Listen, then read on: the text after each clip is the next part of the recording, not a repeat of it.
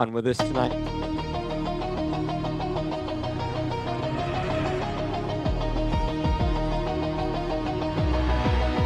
Steel town sky, Lake Erie wind, old scar stitched in a second skin. We were raised on cold and fight, every heartbeat red and white. Echo in the boards, crowd breathing fire, names on the glass like a funeral pyre. This is our house, this is our sound from the Cleveland concrete of gold. Let's go crunch, screaming till your chest caves in. Cleveland loud, we rise again. Red and white in the blood we punch, from the first face off to the final crunch. Turn the volume past the pain. Ohio hearts in the heavy rain. Every head, every rush, Cleveland lives in the let's go crunch. Let's go crunch. We've got stories.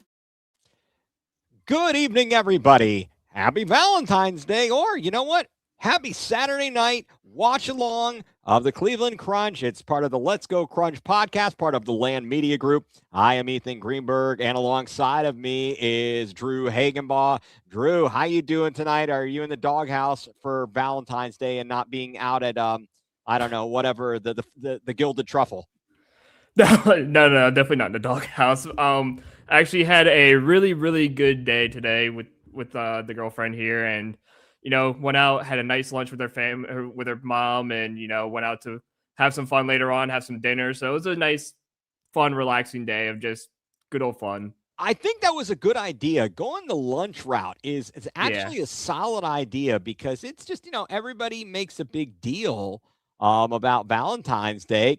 There he is. There's Kevin. I know he went to Monster Jam. He did, yeah. He went to Monster Jam. I knew he was had a big day going on there. What is up, my friend? That is the voice of the Crunch, Mr. Kevin Arnold. Glad to have him chime in here. We didn't want to bother him. Let him enjoy his time with the fam and the wife, and et cetera, et cetera, et cetera.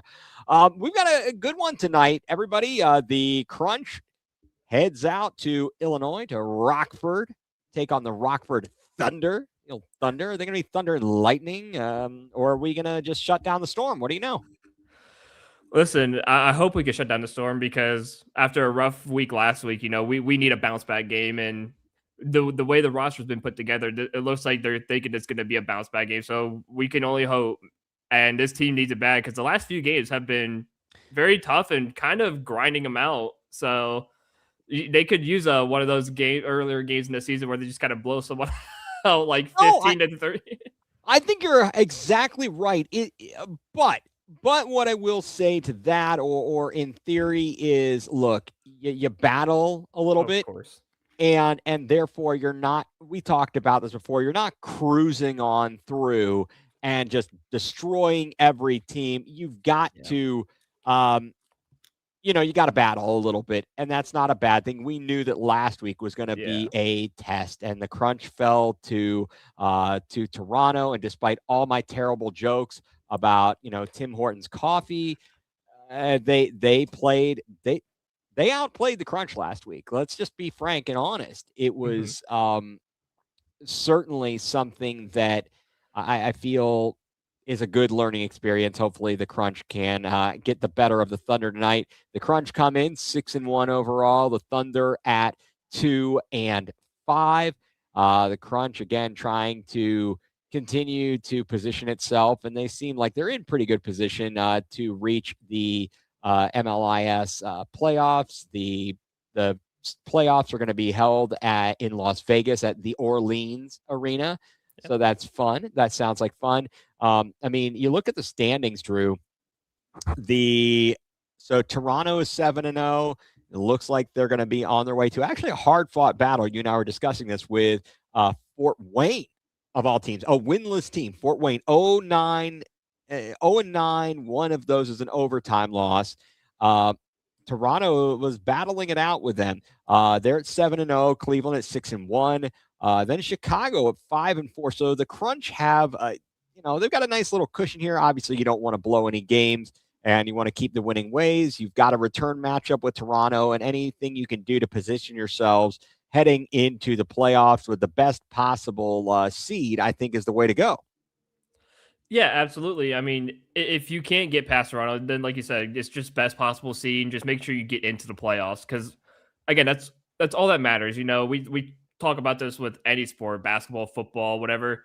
Seeding doesn't really matter. It's just get in, and I think that's what this team is looking to do. Is just, hey, listen, let's not focus on Toronto. Let's just get into the playoffs, and then we'll see them when we see them, and we'll handle business there. So, Yeah. just get to the playoffs. That's it. Simple as that. It is. And folks, you know what's kind of worked out nicely here. I know that, there's a lot of sports going on, the Olympics, and this weekend, today was this weekend is the All-Star break for the NBA. But everything was held like early in the day. We were discussing that beforehand, maybe because NBC aired the All-Star events. And there's our man who is not behind the scenes today, but was behind the scenes earlier, Mr. Mike Wilkes. He was on with us last week. Good to have him. We're going to hold up our end of the bargain tonight, Mike, so that you can take some time off. Enjoy yourself there, friend. Enjoy yourself.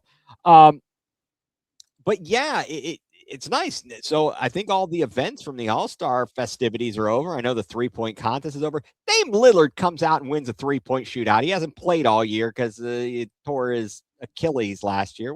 How does this happen? I don't know. This is the third time he's won it because he won it in 23 and 24 too. He won it back-to-back years, took a year off, and won it again this year, even though he's injured. I mean, dude, he's just that good. That's just good. Sad. And then I saw some terrible dunks. I'm like, man. I turned it off after like the first like 3 dunks. I'm like, yeah, this is dumb. Like, you know what? It is. It's brutal. But you know what's not going to be brutal? Cleveland Crunch Soccer. Let's go. It's going to be a good time tonight. And Cleveland, they need to get back on the winning track. Then before they return home next weekend. And absolutely, folks, be sure to get tickets. And get on out to the Wolstein Center. This is a fun atmosphere, a great team to be out there. I mean, Drew, you're down there on the sidelines, you and Mike, and you obviously you played a lot of soccer. You get to see it up close and personal, and there's no bad seat in the house. No, not at all. I mean, me and Mike go to every home game. We're on the sidelines, but we take photos and videos from all over the stadium. We walk all around, and there's never a bad spot in that stadium. So if you can, please go down and support this team. I mean, we got our next home game is against Pittsburgh. I mean, the Cleveland-Pittsburgh rivalry. I mean, who wouldn't want to go see that? And it's probably a lot better than the Browns-Steelers rivalry, that's for sure. So I would highly recommend coming down to the Wolstein Center and support this team because you know what?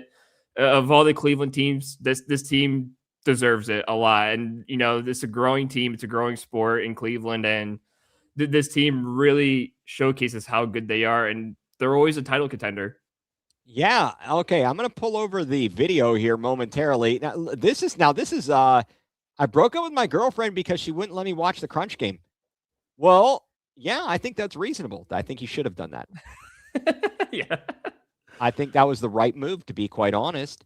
So, all right, let me pull over the screen here so we can, everybody, if you're joining us, and if this video is not the best for you, last week the video feed was a little bit wonky. It was very, very grainy. It was. And blocky. It was kind of weird. It was almost like watching it in, was it 360p or like watching it from like 2003 or something on a big box TV. Oh, yeah. You got to get the CRT, the cathode ray tube. Yeah. Did you know the cathode ray tube? Think about how heavy those things are. You talk about like a 36-inch TV back then, and you had to have like Olympic, in the Summer Olympics, the weightlifters. You needed some of them out there to be able to carry that thing. And now you say a 36-inch TV and some, some kid is walking around holding it underneath their arm, walking out of the store with it. I mean, they may not have paid for it, but you get my point. You don't need to be a power lifter for it. Don't need to be the world's strongest man to lift it. Dude, do you remember the world's strongest man? Good times. If anyone else here is a big world's strongest man fan, I come on now, Magnus. Oh, I saw some footage of it yesterday of the keg toss. Dude, nice. Yeah. You remember the giant stone? The big boulders that are like Yes! as big as they are, they're like lifting it. I'm like, oh my god, dude! Like, imagine just trying that and break my back thinking about it. No, you're right. And then, I mean, it seemed like there were so many people named Magnus. There was Magnus Samuelson. My favorite was Magnus Carlson, and there was Magnus Vermagnuson.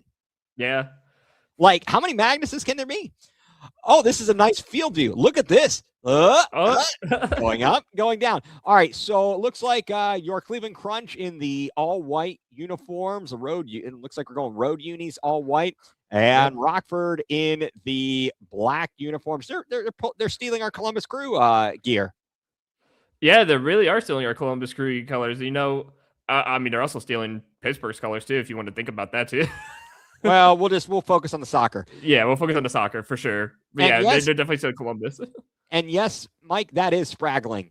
So Spraggling in there. Well, this is a terrible view. I'm going to be quite frank. So we'll try and do the best we can across on the far boards. Who do we got over there? Is that that's not Najjar, is it? No. I think that was Kuhn. Yeah, here's Najjar. Najjar with it, backs it out. To Spraggling. Yeah, Spraggling has it. Spraggling plays it back to Najjar. Back to, let's see. Shveko has it on the right to the middle of the pitch.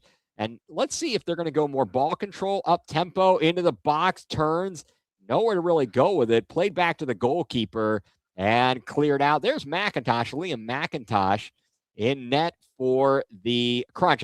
Coach Antonio Manfoot onto the pitch for his first action tonight. And we've talked about, come on, you got to do better than that, protecting the ball. Here's a shot, save McIntosh.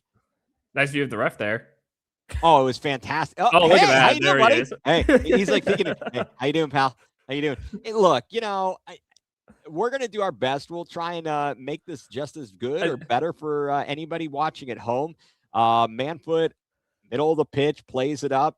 And is there no whistle, no foul? Shot, Manfoot, wide. Did that get saved or did it go wide? It looked like it went wide. It looks like there's a couple places they could have put the camera elsewhere.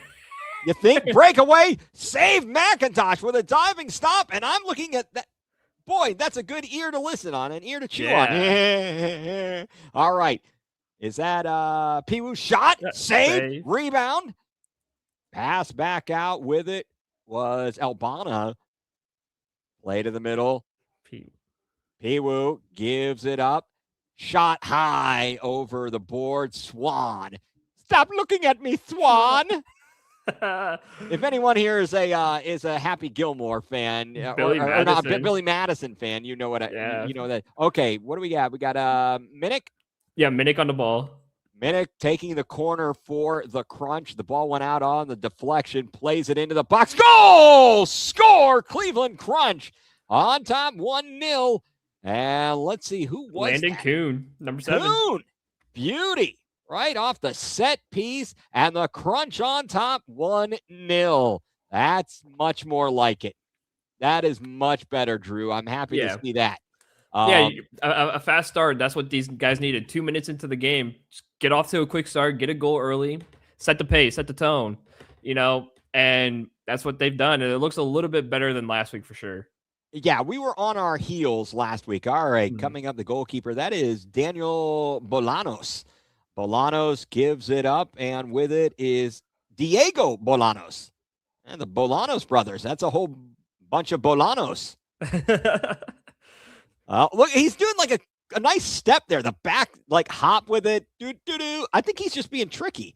All right, so is that Bolanos to Bolanos? Bolanos to Bolanos. Back to Bolanos. Back to Bolanos. Back to Bolanos again. It's crazy. All right, back to the referee. I got your ear now. Got your ears on. If you were a Dukes of Hazzard fan, Shepherd to Lost Sheep, Shepherd to Lost Sheep. You got your ears on. You got to call it on the on the CB radio. All right, look, Bolanos is really being bold here, playing out of the box that far. Play along the far side and regaining control. Oh, that's got to be a foul there. Whistle going down for the Crunch. Was that Shveko? Yeah, that looked like him. Yeah, that was Shveko. Going down, Kern onto the pitch. Crunch will start from the back. Was that a spotlight, that one? I don't know. Played up the near sideline. Now losing control of it with Pibu coming away with it. Looks like, is that Najjar fighting for it? Oh, he goes down outside of the box. And We got physicality. We got physicality. All right, come on. You got to get up, dude. You can't take a nap over there. Let's go. No. But what? All right, let me see. And I'll try, guys. I don't know. It seems like there were, let's see if we can listen to if I can pull up any audio from this to kind of get, if there is any. I was going to say, I don't hear any audio. Hold on. Let me make sure I got everything. There's got to be. And I know that I've got all my settings correct here. So if you have, okay. Did it just free? Oh, there we go. It froze it on me. I apologize. I accidentally, I don't know, actually clicked something. No, I was trying to watch. I think there's a WMILIS game a little bit ago, and I think they were having trouble with the feed on the YouTube page or something because like people couldn't see anything or whatnot. So I don't know if this is just a YouTube page kind of thing or. Yeah, I don't know. Could be. All right, guys, we'll try and stick with it. I'm not going to touch anything because it's on the MLS, on the YouTube stream, the MLIS stream. That is not an us issue, and I'll trust you on the backside of it, Drew, to make sure that you are keeping an eye on it as well. It keeps like stopping and then starting, and I really don't understand this. Yeah, Manfoot to take a set piece, and he's directing traffic. All right, plays it across, kick in, and it paused again. This is terrible. On the left side against the boards, trying to break free. Rockford wins control, plays it deep downfield. Coming up with it is Sanchez. Sanchez loses it. And why? This is terrible, Drew. Are you having the same problem? Yeah, I'm going to try and see if I can't look at it from like maybe my phone or see if I can't find a different game. Okay, so I have it it looks like on my phone. And my phone, it looks like it's actually better. Well, I don't know. I've got it live. And it's live, yeah. So we're back live. So kick down the near sideline. That was Rodrigo Cruz. Played into the corner. Crunch win it back up the near side. Can't clear it out past the yellow line. And now mine is frozen again. Maybe refresh the YouTube page or something. I am not sure. This is ridiculous. It's working on my phone quite well. Okay. All right. So it might have to share your phone. No, we'll get it. Yeah, we'll get it. Let's LPV for yes, Kevin. LPV for the win. Absolutely. Everything that the Crunch does is just first class. Absolutely first class. Okay. All right, we're gonna try and stick with this here, guys, and figure this out. I got it on my screen. If you want me to pull it up on mine. Okay, if you want it, if you want to share it, we can do that. I can pull this down. Do you add it to the? Can you add it and then share it? Let me go to it. Again, folks, apologize for the technical difficulties here. I have no. All right, you've got it up there, Drew. Yeah, it's up there. All right, I'm going to remove this and add this. And we missed a Chicago goal or Rockford goal. Rockford goal. Okay. All right. But you can remove the, there you go. You got the comments. Now we're good. Oh, what's this guy doing down here? There we go. Now we should be able to watch it. I don't know. I maybe I'm broken.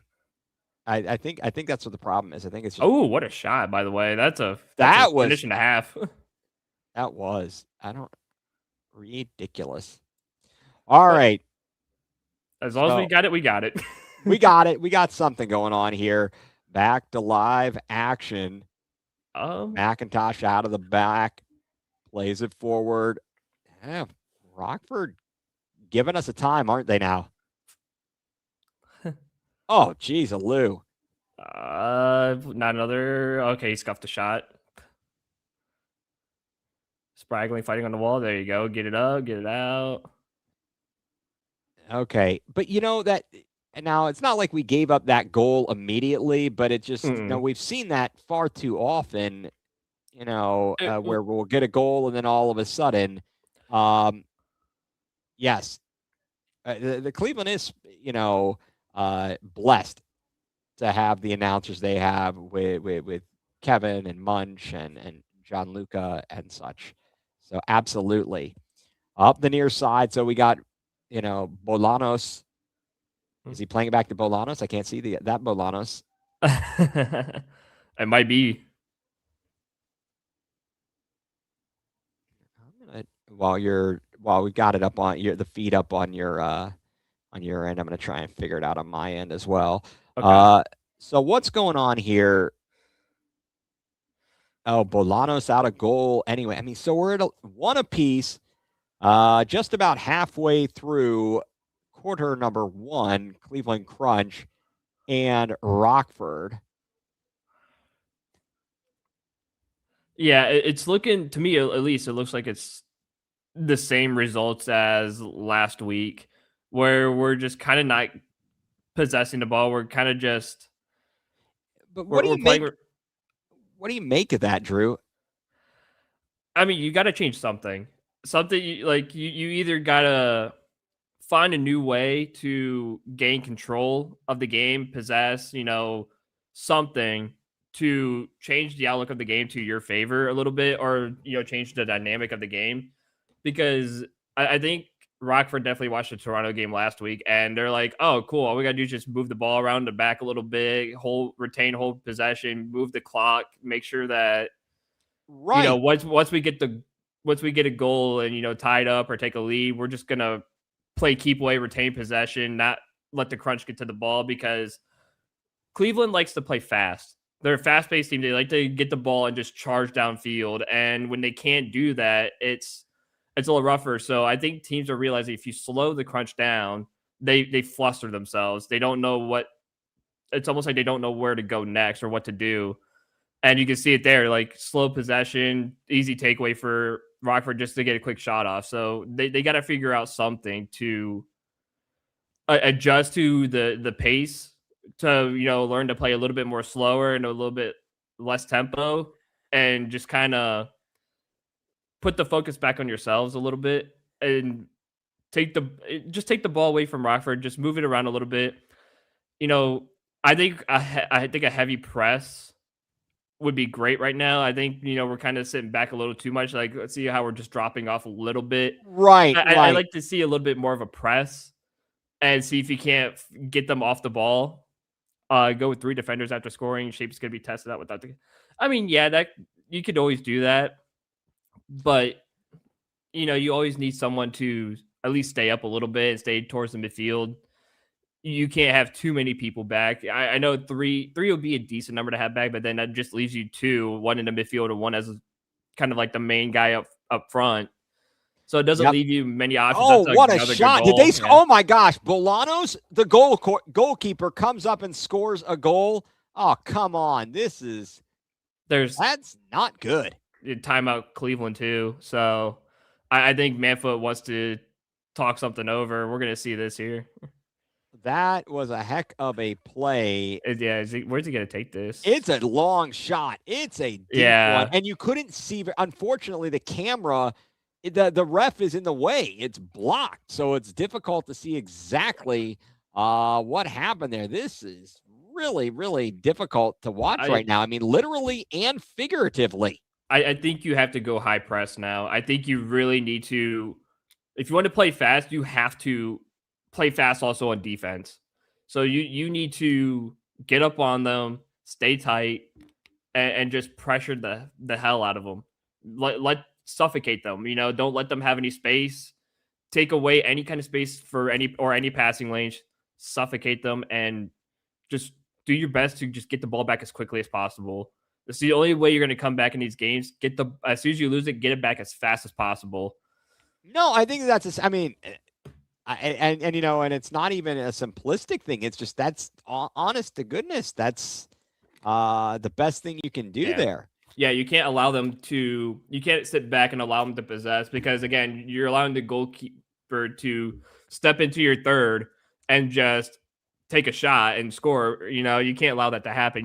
Someone's got to go up there and pressure that goalkeeper. Yeah, definitely. I believe you are correct, sir. I like the analysis there. So let's see what we can do out of this timeout. I know the cameraman is very confused though. Yeah, but you see what Rockford's do is they're taking away the passing lane, so you're holding onto the ball for a little bit longer, and see how he's holding onto it. And now he's just got to play it forward because there's nothing Oh, available. So all they're taking away your passing lanes. They're making sure like you have nothing. that's not good. All right, Bolanos plays it out, and that was Just a bad touch. okay. Here we go. Ugh. I mean, they're dispossessing us so quickly. We need to have better ball control. And again, we talked about this a little bit last week. Yeah, Um, the fact that we don't have necessarily all of our best roster, best players out there on a game by game basis necessarily. And thank you, Carolyn Budd, for checking in thank on us. you. Love to see you. And I know you're always out at all the games, and you're such a great fan and supporter and part of the Cleveland Crunch It's always fun seeing family. Carolyn at the games. Yeah, it's always nice seeing her there. Absolutely played into the box, goes across. This really stinks that my screen isn't working. I got to tell you, Drew. Yeah. I am I going to wonder have. what was going on. I mean, it's just terrible. But although somebody on the chat in the YouTube is saying it's a terrible feed again, and so I don't know. And I'm a kind of a bozo. Maybe in between quarters, I will go and I will get. I'll have to get my phone so I can pull it up on my phone as well, so that I'm not I have a little bit better view of it because certainly trying to look at it this way, I understand if people are Yeah. watching with us, it's a little bit smaller than if I've got it up on my a larger monitor, that anything of that nature. Folks, what are we Um, at? Just over 3 minutes to go, and we are down 2-1 and just not looking good. looks like Michael said something in the chat. Oh yeah, is there? Spraggling is there and Mikey is back, right? So Spraggling is there. Mikey is not with the team right now. There. Oh my! Did they? Let's see. Do we have a saved? Okay, I apologize. It looks like on the attack was Rockford. Cleveland comes away with it, playing it ahead, going down. Is there a whistle? Is there a foul? Now we've got Yeah, two players rolling around. One player rolling and writhing in pain. Yep, absolutely, Kevin. Carolyn Strong. absolutely. Absolutely. And for those of you, I think I've talked about it. Amazing how the crunch brings people back together. I haven't talked to Carolyn since Kent State, and that was 25 years ago or more. And then to find this connection via the Cleveland Crunch was so amazing. But yeah, just a wonderful thing. That's awesome. It really is. It absolutely is. But yeah, back to the Mikey Darisic. Mikey Darisic I think he's available to play, but he's not on Right. the roster. He was last week was his last week Game of of his his red card suspension. Yep. suspension. And then someone asked about Suljevic. I think Suljevic is still out injured And from the that whole is just system. crazy because we talked about that. That was the last home game, the last Yeah, home match. He left early on and such. So it's kind of crazy. yeah. But yeah, definitely this is a tough start. I mean, we get on the board first, 1-0, and It's super frustrating. yeah, that's an understatement. I think that's really an understatement there, Mike or Drew. I mean, I Yeah. don't even know what I'm talking about anymore. I'm like losing my mind. Well, But wait a second. Whose ball is it? it's theirs. It's theirs. Yeah, it's their ball. Okay. I think Jacob Roberto had the foul, and Really? That was like a yeah, 50-50 ball, it appeared. that's another Shot, goal. goal. Oh my goodness. 3-1. Oh boy, this is rough, but maybe, I mean, look, we just were talking about it beforehand. Fort Wayne gave Toronto all they could handle.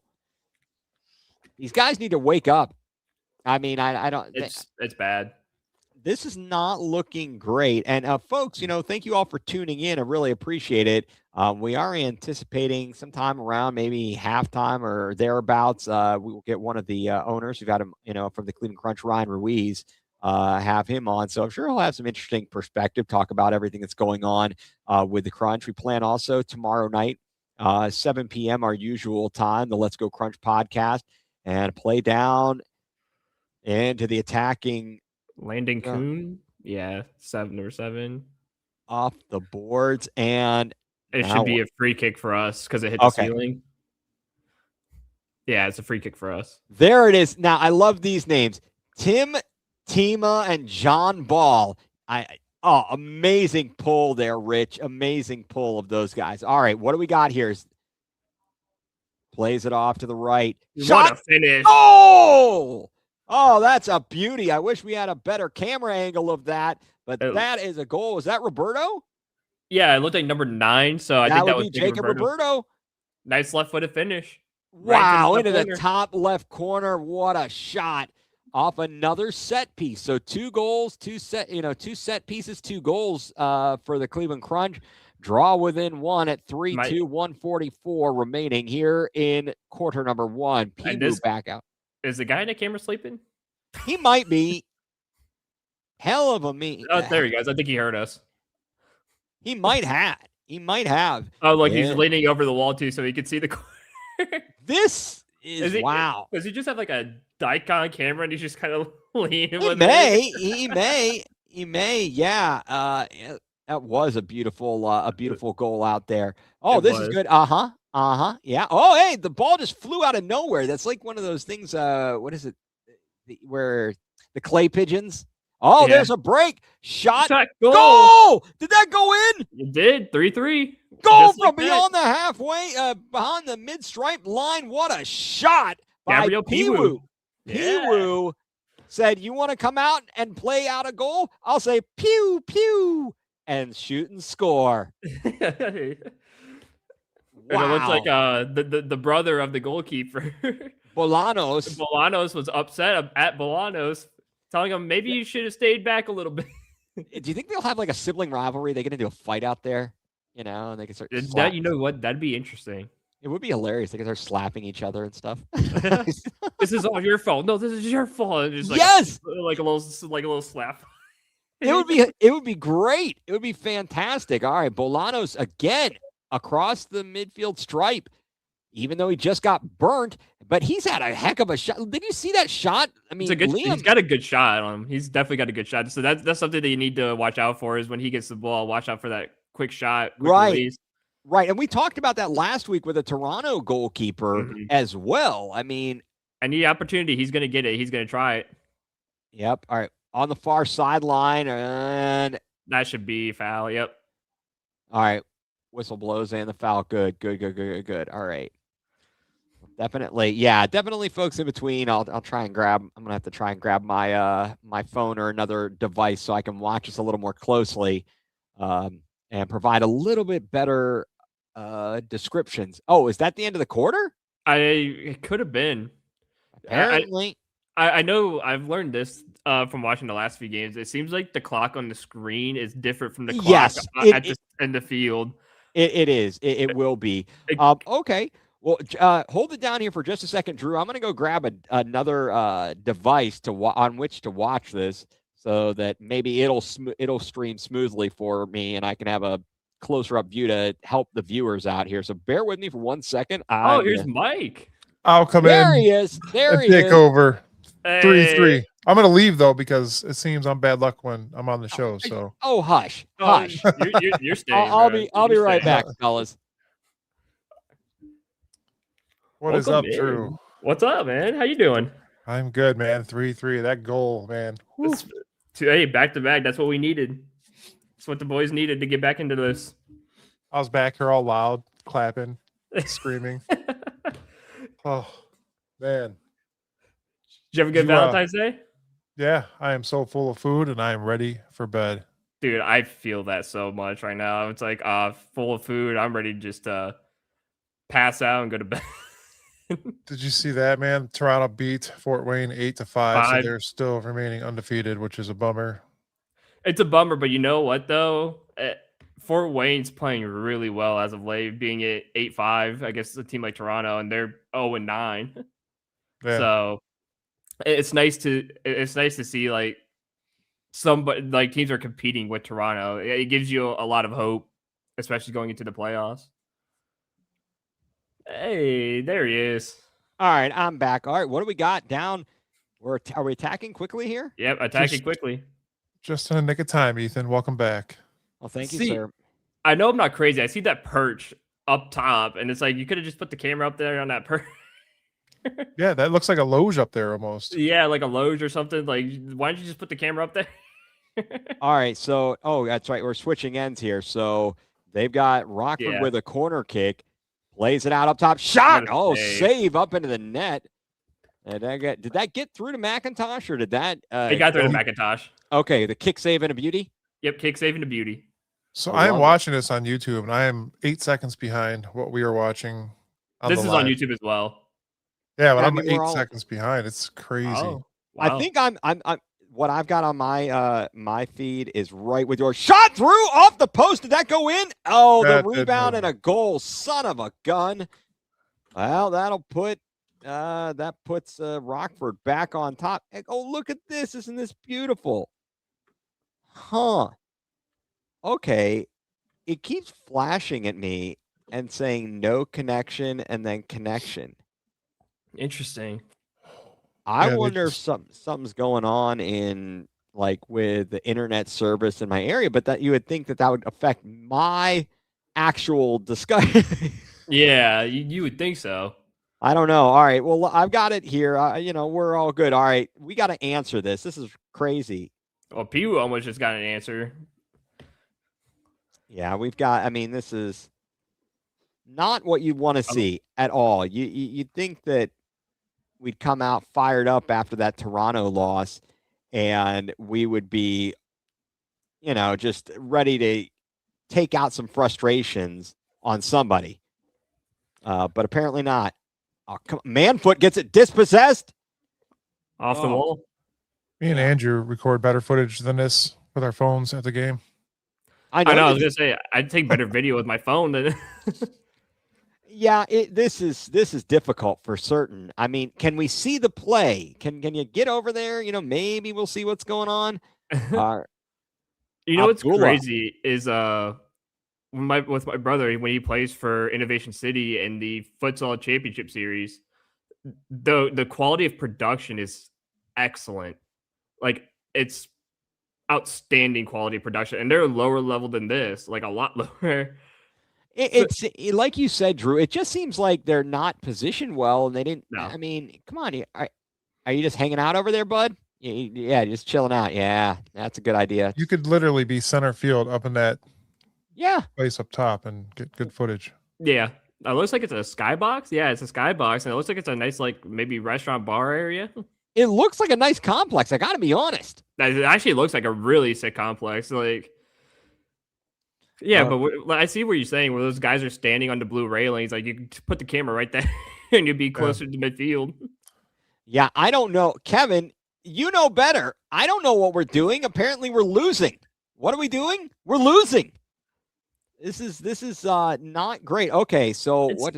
I still believe it's the same thing as earlier. You know, we're not taking away passing lanes. We're allowing them free reign of the field. They're spread out. They're moving the ball really well. I would like to see a bit more pressing. Right. Well, we got but- another set piece here. Minnick to take it. Minnick gonna approach it. Oh, that looked like it went in. I can't tell because that's another. Nope, like, it was save. blocked. A kick save out to the near sideline and fighting for it on the near side, spraggling in on it. Kuhn there. Ball won back by Rockford. but see, like, I don't like this controls. jogging though, but by Dominguez Minnick and gets these guys. These guys need to. I see there you go. There's Kuhn. up the near side. Out. He's got a breakaway ball. Couldn't get it through. And possession regained by Rockford. Rockford gonna come out of the back third. And well, And this is a great Kevin, view. if you would like to come on, let me know. I'll send you a link and get you on here. You could replace me. Oh, wow. Did Liam just jump up and grab that one? It looked like it. I was screened by something. I don't know what it was, but I missed it. On to the near side. The clock isn't moving. Rich is right. The clock isn't moving. No, it is not on anybody's. So that is a defect and everything. Oh, now Liam's coming forward. Shot into the box. Loose. Settle. Shot again. Save. Wow. Bolanos with another save. So I don't know. I don't mind. Okay, this is beautiful. Come on, guys. Can we catch up on the camera here? There we go. There it is. Oh, did he throw him to the ground? It appears he chucked him down to the ground. I can't see with this guy's head in the way. He's got a very nice head of hair. Oh, no. Seems like McCain is getting some words in. There is a bit of discussion over there. He's had enough. Oh, and a little push there from 14. Hey, did you guys see the fight, the curling fight that's going around between, what is it? Was it Canada? Canada and maybe Sweden? Yeah. Oh, that was brutal. That was awesome. Who knew that curling would have that kind of action? I love it. Nice save. Good save there. Oh, nice beauty. Come on, guys. We got to throw, and it looked like he just threw that straight out of bounds. Okay, yeah, I thought he was going to throw it straight at the camera guy. Oh, my gosh. Teach him to do better. Terrible job there. There we go. Here we go. Thank goodness. All right. Shot wall. Gets it ahead. Shot. I think it was partially blocked. On the far side. Oh, he gets crushed against it. Come on. Is there no foul? Is this thing regulation size? There. Are you serious? And that's a blue card. Yep. I've kind of figured that was going to be blue. There's no crying in soccer. Darn it. I mean, are we serious? Oh, and 14 just went down, and he's getting simulation. So he got to yell for simulation. He's like, oh, God, I'm dying. Elizabeth, this is the big one. Wait, what just happened? he came on or something, or he went towards the crunch bench, and he just like all you see him is just fall down and hold his chest in his face and to simulate someone like pushing him or something, but no one was even near him when it happened, so he just kind of fell to the ground. So he gets a deserving yellow for simulation, and he's gonna be sitting for a while. I mean, what in the world? Why waste your time doing that? Like it doesn't make sense. You know this is a game where you get like 5 minutes with a yellow card. And, like, why would you even chance it? Exactly. I think he was trying to get McCain to get a yellow or a red card or something by simulating, and it just wasn't working. Right. I've really seen some bad flops from like LeBron James, but that one by far has. I want to get those guys on the field. They're right there. Those guys in the orange, they're ready to go. The orange Barca kits. Yeah, the creamsicles. Yeah. All right. So we are now undermanned. It's a 5-on-4 power play. Yep. Shot wide to the right. Shot way up into the ceiling. All right. I'll take it. Oh, the dust. Is that what you said, Mike? Oh, no. Knocking the cobwebs off that place. Someone's going to have some allergies. I'm glad I'm not there. My allergies and asthma, that would not be a fun place to be. We don't want that. All right, playing it forward. Can we get a shorthanded goal? We need a shorthanded goal. Oh, come on. Yeah, nothing doing. Do we know who? I didn't look this up yet, but I was watching it at dinner with my wife. Who won? USA for hockey, right? USA did. It was 6-3. Nice. Yeah. That was a good game for a minute. Yeah, it was. They played tomorrow again, don't they? Yeah. I can't keep track of the Olympic schedule. There's too much going on. Same. I was watching ski jumping earlier. I did watch that this afternoon before I had to head out to my game. All right, come on. We need some defense here. We need our penalty kill to be superb right now. This is one of those games where I'm waiting for us to finally to equalize and overtake. Yeah, absolutely. So there's no penalty clock as well. So that's so it does make it a little trickier to kind of shot off the board, save McIntosh, second shot goes across the goal. Oh, what a block. Wow, sacrificing the body for the crunch. Wow, that That's going to leave a mark. He's going to have the logo. He's going to have a logo on him. All right. Oh, nice move. Come on. Oh, the fancy dribbling breaks away. Shot save. Bolanos with the save, but the Crunch answering back. Now I see the official in the corner. No idea what's going on. Shot, save, another shot, rebound. Played up the near side. That guy's got a good view. I don't know what he's looking at. Ethan, what are you watching on? You seem behind now. I am. It got behind. It got fudged up, dude, my dudes. I'm so frustrated with this thing. Oh man. Oh, don't oh man me. No. Oh man. Oh man. You know what we should do is have Ethan stream this while we're down at the game. You can see my big head. Oh yeah. I'll just stay right in front of the camera. Yeah. Ain't nobody watching this game. Yeah. Oh, what? Peekaboo! The guy just ducks his head in. Peekaboo! All right, so and what do we got here? We're under 10 minutes. That was me, Rich. Whoever mentioned the jogging is right now. We're just saying nobody's moving with a purpose. That was me mentioning the jogging earlier. Yeah, this is. What do you?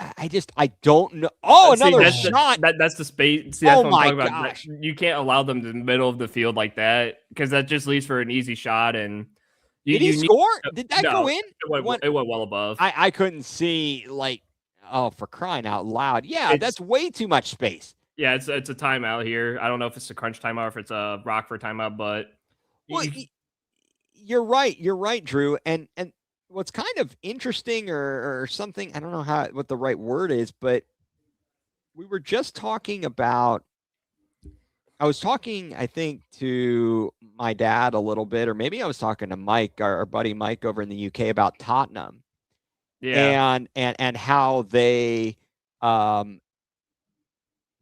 really, they don't step up in defense, and they're giving all this room and all these players to come up, and it's easy to just pick us off.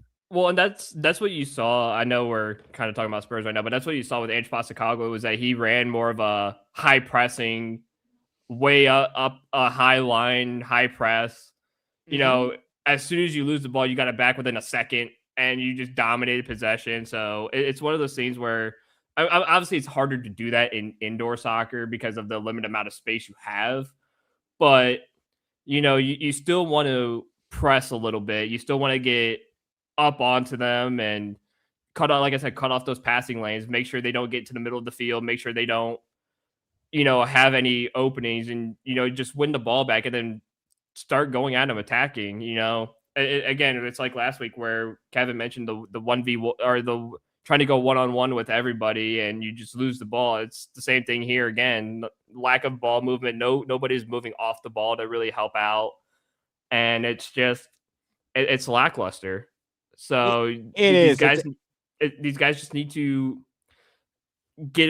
either get conditioning up or something, or they need to. Well, I'm not sure what it is. My guess or my thought is, I don't know if it's about conditioning more so than it is just kind of an effort. It's just a lack of effort. That's why I meant not conditioning, but a lack of effort. Yeah, that's what it appears to be. All right, let's see if we can't.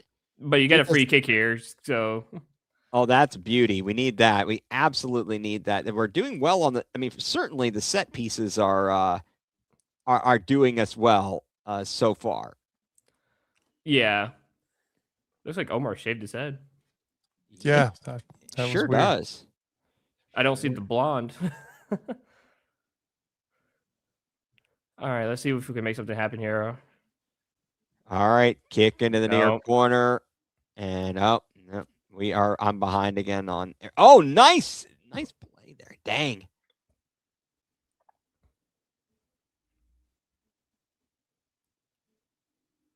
Why? Come on, boys. Get it out. There you go. There you go. Yeah. Good work. The good ball by Mayfield. Oh, missed opportunity for Piwu. Man, fighting along the boards there. You got a defender. You got Bolanos, the goalkeeper as well. And, man, they're going to whistle. Well, shucks. Their goalie is 3 foot tall. Why is there no screen?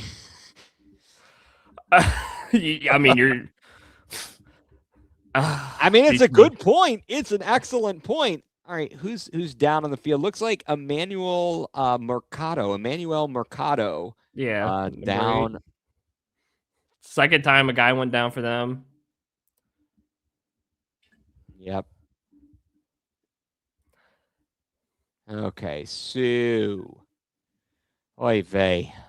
This is all right. What's coming up? While we're sitting here during the injury, Drew, Mike, what is coming up for the Crunch? When is the next home match?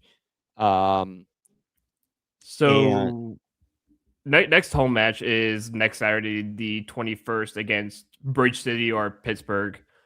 Believe it's a 7 p.m. game, so back to normal time, not 9 o'clock at night. But yeah, Bridge City coming up. I know they've been playing very well as of late. I think they had a dominating win either earlier. I think it was last night. I can't remember if they played last night or earlier today. I know someone played last night, but I know they had a big win, and it's going to be a tough one for sure, especially the way we're playing lately. It's going to be a very rough game. And that's where everyone here comes into play, where we need everyone in the stadium to be loud and crazy, because we're going to need it for Pittsburgh. We need a win bad. Yeah. We're going to have home field advantage, man. And I'll tell you what, that Wolves team, man, when they score, man, it gets loud. I love it. Yeah. Yeah, desperately need that. All right, Bolanos is out again. He is being still uber aggressive.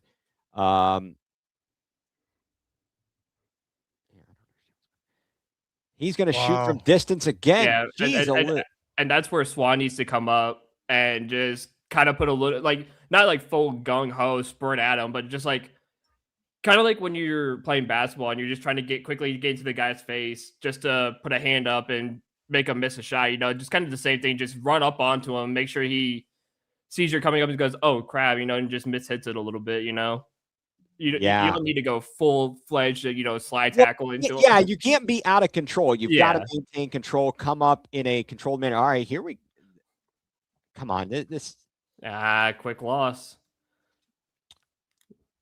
This is just on the far side. Can we gain? Let's get some possession here. Nice ball. Oh, shoot wide. Kick back out, cleared. McIntosh back to play it. Up the near side to Spragling. Spragling to the middle of the field. Cross to the right side. And now I guess hopefully maybe we'll try and build it up out of the back here. It's all. I mean, you're going to have to. It's a little bit better play from here. Oh, there you go. Yeah! There it is. McCain Spragling, welcome back, my friend. Welcome back, yes. And you know what I don't see there is the rookie Jamon Court. Yeah, McCourt's not there, Yeah, McCourt is not there. I mean, so, yeah, we've got a number of players not there tonight. And that, again, that makes a difference as Drew and I were discussing earlier. So, but that's good. So we're even now 4 apiece as we are over the halfway point here in quarter number 2. Thank you all for tuning in here on this Saturday night, a late start as they are in the central time zone, and it's technically even later than you might expect. All right, let's get the lead here. I'd like to see us have the lead going into the locker room. Now, who's pressuring? Is that?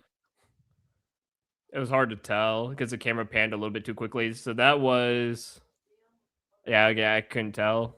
Okay, I think it might have been Kern.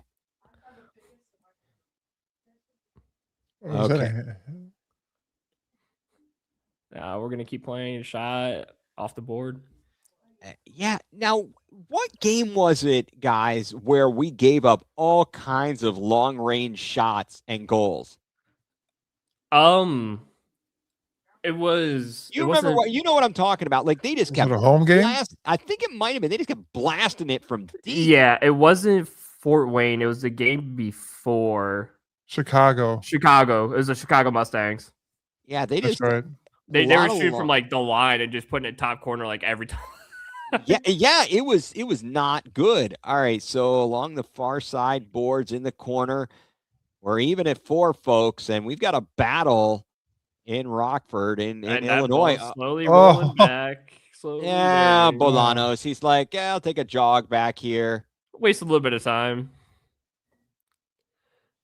Oh, well, thank you, Bailey, for checking in. Appreciate that. Sound on the stream is awful. Thanks we're glad to be here. Thank you all for tuning in. Really appreciate it. All right, played into the penalty area. Man goes down, rebound, shot over top off the netting. They're looking for a foul inside the box. Well, these actors over here. Hey, doing whatever they could. I don't blame them if they can get the official to fall for it, which happens. All right, now let's get a lead, guys. Let's get a lead. Come on now. See, just play it quickly. Like, no need to try and take him on right there. Like, but see how he's pressing a little bit. Right. We don't do that. Okay. Well, look at that. Nice pass up. Press behind the there's Kern line, the middle of the field. It seems we just fall back every time. Oh, good turn. Nice, that was a beautiful turn. Low play on. And Kern wanted the foul back, but they played it on. Yep. The physicality needs to ramp up. It does. I wouldn't say too much. Like, I don't think it needs it's like a big thing. There's a happy medium between. There's a happy medium where like you don't need to like shoulder check them. Like, I mean, obviously you could shoulder check and it's still illegal or still legal, but you want them to know you're there. So you kind of want to, like what we used to do was when we would play, we would go up to someone would come up or whatever, and they would like pass the ball. We kind of just give them like a little bump on the shoulder, just to kind of let them know, like, hey, listen, I'm here. So exactly, you want to mess around? I'll give you like a little bump, and next time if you have the ball, it's not gonna be so much of a little bump anymore. It's gonna be a full-fledged little shoulder check where I'm gonna win the ball at the same time, and you're gonna go down, and I'm gonna be taking an opportunity. What would the in-between game be between like soccer and football? You know what I mean? Like in terms of takedowns. Wow, what a crap. Finish. Bar down. Wow, what a goal. What a goal. And Rockford back up on top. Jeez, Alou. Again, I don't know. Wow. That's a beaut. All right, guys, we are in for a heck of a game. As you're watching along, you're getting our, we're feeling the same as everybody else as we watch along. This is frustrating. Stressful, frustrating. I don't know what you want to call it, but that was looked like that was Edwin Sanchez on the goal. It was a beautiful finish. And just like that, you lose it, and they're right there quickly on the attack. Yeah, I don't know. Rich, he says that was a bad goal there. Liam has to have that. I don't know. That was a heck of a boot. It's tough when it's almost point blank like that. Off the boards, no one there to finish it, and the possible counterattack for Rockford. Yeah, that would have been nice to see Minnick with a header right in the goal.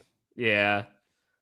That's an interesting point. Did you know this? I don't know if this is true or not. I haven't looked at this. Bailey says they have a 16-year-old on their roster.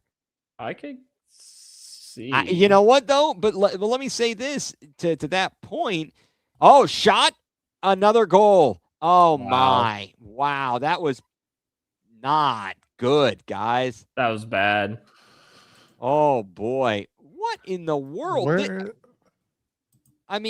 fighting with him on the boards. It squirts free. I think, Spragling was like begging for a foul. He got hit in the face, apparently. But you can't, I guess it's one of those things where you can't get tied up or worried or concerned about what the refs are or are not calling. Because right there, they just turned around and scored a goal. No, you have to, if you always play to the whistle. You can't just focus on what the ref's doing. If you get knocked down, just get up and keep going. Like, don't worry about complaining. Don't worry about keep going, and whatever it is, it is. And yeah, you're right. Jordan or Bobby or Bobby, and you're kind of in trouble there, friends. I don't see a 16-year on a roster. I see someone born in 09. So that would make them 16 or 17, depending. 17. Yeah, depending. Because I think they're March 4th. Yeah, so they're still 16. Good call. Yeah. There you go. Way to do math. Math is hard. Math is hard. I suck at math. So when Okay, it comes to math, don't ask me about math. I failed math all throughout grade school and high school and stuff like that. So don't ask me. Okay, apparently we are at halftime. As you mentioned, that clock on the video It's just not close. Not right. It is not correct. They still had it for what, a full minute left? Yeah, it's pretty bad there. But well, gentlemen, I'm going to take off. I wanted to join you guys sir. for the half. You guys have a special guest coming on here shortly, and yep, and we'll keep it rolling. And I think Ryan. I think when we have Ryan on, I think he can really shed some light on things, maybe, or something of that nature, and light a fire under this team and such. But appreciate you hopping on for a little while, Mike. Absolutely. This was good. Go enjoy your evening, sir.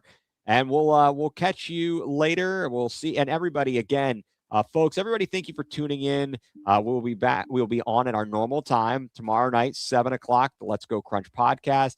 And we'll be reacting and talking about this game. We will have Adriana Ruscido on with us once again, talking about this game, everything that's coming up for the remainder of the regular season. But wow, that was a tough first half. So, Mike, have a good evening, sir, and we will check you later. Yes, and everybody, do not forget February 21st, 7:00 at the Wolstein Center. Be there against Bridge City, Pittsburgh, whatever you want to call them, the black and yellow team, the other black and yellow team. True that. So, yeah. Definitely get out there, get your tickets, be there, catch it. You can meet the stars of the Let's Go Crunch podcast, Mike Wilkes and Drew Hagenbaugh. I'm not a star. I'm just a guy behind the scenes, man. I was gonna say I'm just the guy who does. I wouldn't call myself a star. Okay, I was trying to sell you up here. You know what? I like to be a little humble. Yeah, stay humble, man. Maybe. All right, see, I told you if I join the show, bad things happen. So I'm gonna leave. You guys have a great time with Ryan. Ask him anything you want. He's an open book. He will explain everything to you guys. Talked to him a little bit yesterday. Great guy as well. Oh, he absolutely is. We love him. We love Ryan. Oh, yeah, absolutely. We'll have a lot of fun with him whenever he's on. Have a good evening, sir. We'll see you guys. Have a good show. All right. Thank you. All right. So it's halftime, and we'll wait here, when Ryan jumps on. That'll be great. This is, though, what was an absolute just I don't know how to put this kindly. That was a poop sandwich of a half. You know what it was, and it's the same kind of pressing issues we saw in Toronto last week, where there's lack of pressure. Yes. Oh, aha! Here it is. Let's see if we can get him on. Ryan has jumped into the studio. Let's see if he's ready. Good, and we'll pop him in. I think we'll be all right. We'll give him a try here. Ryan Ruiz, sir, how are you? Hey, how are you guys? Well, we're doing all right. We wish the game was going a little bit better, but we're okay. Other than that, thank you very much for joining us, folks. Everybody, Ryan Ruiz, one of the owners of your Cleveland Crunch. Thank you for taking the time to be with us here this evening. I don't know where you want. What'd you think of the first half? What was your objective perspective there, sir? Yeah, no, I appreciate you guys having me. You guys are doing a phenomenal job this year, and seems like this podcast is just growing larger every time you guys broadcast. So appreciate you guys. First half, you can see that we're a step behind. Looking at some of these highlights here, we're not transitioning very well on defense, it looks like, and we're playing a step behind. And one thing that we always talk about as an organization is playing from behind on the road. It's really hard to do, just like any professional sport. You're in a league, and it doesn't matter what the records are. Once that momentum turns and you give a team an inch, they'll take it, and that's what Rockford has done in this first half. But still 30 minutes of soccer left. I know Antonio is going to be talking to them pretty loudly in the locker room, like he was in the Toronto game. But we have to be better, and I can't. I don't want to use the Kevin Stefanski line, but we have to be better, and it's just not there right now. You can see the chemistry is not there, and but I have full faith in our guys. I mean, these are guys that I watch in training every week, and it's to see Landon Kuhn come up with that first goal, another rookie who's made a huge impact. So still 30 minutes left. Let's watch it together and let's see what's going to happen.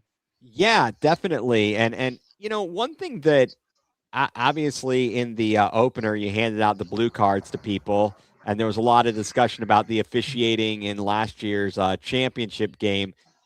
Seems like there have been some plays here where perhaps our players have not been exactly pleased with the calls or the lack thereof. And then in their moment, especially that last goal, it looked like we were upset with the call or a lack of one. And next thing you know, they're scoring a goal because we're more concerned about what the ref did or didn't do. And in any sport, you can't do that. You have to play through the things that you don't agree with. And we have no time to complain. I mean, who was the Cleveland team that did that a lot? The Cavs in the LeBron era. They would complain and never get back on defense because they're complaining about being fouled. We can't do that. We can't. We have to show our championship pedigree that we have, and you have to play. And sometimes those whistles aren't going to go your way, but right now we are being outplayed, and just by that first half, the possession arrow belongs to them too, which is a concern. Right. I mean, certainly, I can't imagine this is something new and different that they're doing that, that we would have been able to see on film, is it? Because it feels like the guys didn't believe it. You know what I mean? Like you could show it to them all you want, but then it's like, no, we're good. And then you're seeing it up close and personal. And how do you flip the switch on? You have to be a step in front of them as far as not being a step behind them. And right now we are a step behind. Those have to be corrected in the second half. And, crunch soccer is very big on, we believe as an organization, and Antonio preaches it as a coach, as our head coach, but you play 1 minute, 1 quarter at a time, and you win those quarters, you win those minutes. And that's what we need to do in this second half. It is a very dangerous game to play when you are down 2 or 3 goals on the road with 30 minutes or less of soccer left, even in indoor soccer, especially when you're down a lot of your starters right now. And you have some veteran presidents out there, but our captain Dave Jordan is not there tonight. So we gotta get restructured and just start playing crunch soccer, because right now it's not looking like crunch soccer. But again, there's 30 minutes left, and I'm a believer in our team and our players, and every guy out there deserves to be out there. They've all put in awesome work at training, and let's just see what happens here. No, absolutely. So what's going to be happening, or what do we got going on down at the Wolstein Center? 3 more home matches left. Next Saturday night, the Crunch returns home. What kind of cool things do fans have to look forward to? Yeah, so we're obviously we're very excited about the remaining 3 games of the season. This coming Saturday, the 21st, Pittsburgh's coming to town, Bridge City. So they want their rematch against us. We beat them in Pittsburgh, and It is first responders and military night. And we're very excited about that. We have a lot planned. We have a lot of giveaways, a lot of things going on. And you guys know me by now, and you know our organization. No stagnancy. Let's try to do something different every game and not make it the same thing every game. So we got a lot planned. I'm going to keep them close to the chest because they're cool surprises, things that we want to incorporate into our into this entertainment downtown. And more importantly than all that, as much as I love running the show as far as all the pregame stuff and introductions and all the hype stuff is I want the W. I want the W against Pittsburgh. I mean, we are in the driver's seat right now. We need to come out of here with a W. We're in the driver's seat for one of the top 2 spots. And I think right now, not looking ahead, but let's just get in the playoffs. It doesn't matter what seed we are. Let's just get in. No pressure, crunch ball, and let's see where the chips fall. Because, again, I have complete faith in our team and our players and our coaches and our staff. Yeah, and Drew, I've been yapping over here, so I haven't let you get in a word in. No, edgewise, so. you're absolutely fine. You're the man with the questions. I will say, going back to tonight's game, what would you like to see coming out of this second half and see what we can change? I want to see a sense of urgency. I want to see ball control. A big problem that we had going into Toronto, in that Toronto game, was not being able to get the ball out of our third. Yeah. And you have to, in indoor soccer with the fast pace and the athleticism of these players, if you cannot control the ball in your third and you're going to turn it over deep, which we've done a couple times here against Rockford in this first half, teams will make you pay. And it doesn't matter how good your defense is. And then when you're missing some pieces on your defense, and I understand that it's next man up, and I have faith in those players that the next man up, but you're not going to have that same chemistry that you have. So I need to see a sense of urgency. I think everybody in our organization would agree with that. We need to see a sense of urgency in the second half. And we need to get one goal at a time to get this back to 0-0. And then we cannot play from behind. I cannot stress enough. You play from behind on the road, you're playing with fire. Yeah. So has to be a sense of urgency, need to control the ball, need to win the time of possession. But again, crunch ball, 1 minute, 1 quarter at a time. Let's come out and win this quarter. And whether that's 3-2 in goals or whatever it is, we need to win this third quarter. Yeah, I think you hit on what we've been talking about here, in the last game and in this game, that sense of urgency and not having those mistakes in the back. It is so interesting or difficult. When you do have pieces missing from the puzzle. Yeah, it is absolutely. I mean, and this league and our organization, everybody has to understand that all of us have lives outside of indoor soccer, and some players can't travel. Some players are hurt. I mean, losing Bobby for a month, I mean, that's a back end of your defense. That's a bulldog on defense that's been here for 6 years and knows the system in and out. And not having Bobby and DJ back there right now, I think that's definitely showing. That does not say anything bad about Smeko because he's also a veteran guy. But when you don't have your starters back there and you don't have that gel and you don't have that chemistry, it shows, and it's showing on the field right now. So we have to be a step ahead of these guys. And right now, these guys are playing with a 2-5 record, and they're playing like they have a 5-2 record. Right. And I think that this is something that's come up, I think, when we had Coach Manfoot on the program, but just looking at the fact that he is not only your coach, but then he comes out and plays and busts his rear end out there and stuff. I mean, how much can him being on the field in this second half be even more of a help than if he's just on the sidelines? I mean, Ethan, you might have hit it right on the head because of a man like Antonio Manfoot, who's been with our organization for his third year now coaching and played on and off in some important games over the last 2 seasons.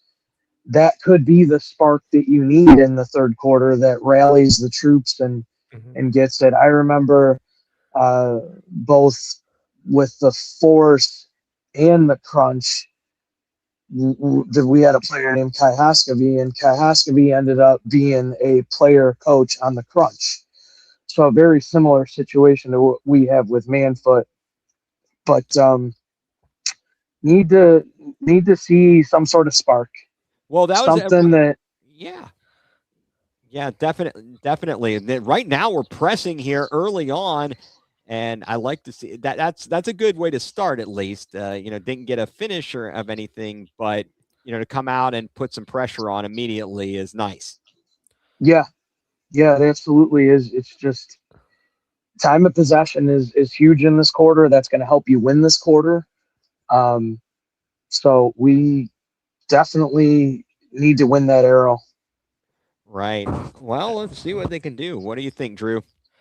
Yeah, I know. I believe it's the same thing I said in this first half. Is where, once you lose the ball, it should just be high press, making sure, you take away those passing lanes, making sure you suffocate them a little bit and get them to turn the ball over and turn it over quickly.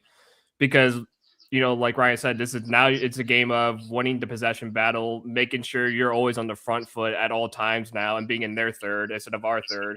So, like right there, you lost the ball, you got it back quickly. You managed to get it back to McIntosh and, reset and get everything back in order. So it's just simple things like that where you could really set the tone of the second half and, you get a foul there and, well, what should have been, but it was a play on. But that's a good thing right there. They keep playing through it, and that's exactly what we're talking about. Play off the boards. Oh, wide left. What a shot. Nearly had it. Great shot there by Kern, but we got to keep this pressure on. This is what you have to do. This is what you wanted to see out the gates in the second half, or is just quick, get out the gates. Start like you did when you first scored in the first goal in the first quarter. You just came out the gate really quickly, and you just hit them within the first minute and a half. Yes, that was what we were saying. We're like, oh, this is good. This is great. And then it wasn't great. Yeah, it turned not so great. So, yeah, it's just keeping the ball down there and just making sure, you get those quick turnovers. Yeah, and that's a good point too, Drew, is in that Toronto game, I'm watching it from the sidelines, and just way too many turnovers. You cannot. I know we don't track turnovers, but you know what? They're a stat that is not on the stat sheet that is so important, and especially in a possession game like this. And we turn the ball over way too many times in Toronto, deep in our zone, and they made us pay. And Toronto is a really good team, and we hope to see them. We're going to see them again on March 14th, but we hope to see them in the postseason. So definitely have to make some adjustments there. Yeah, this is tough. This is going to be very tough. Go ahead. That's all I could say. I don't know what else to say. I mean, this is like you talked about, Ryan. You get down on the road, and it compounds the situation.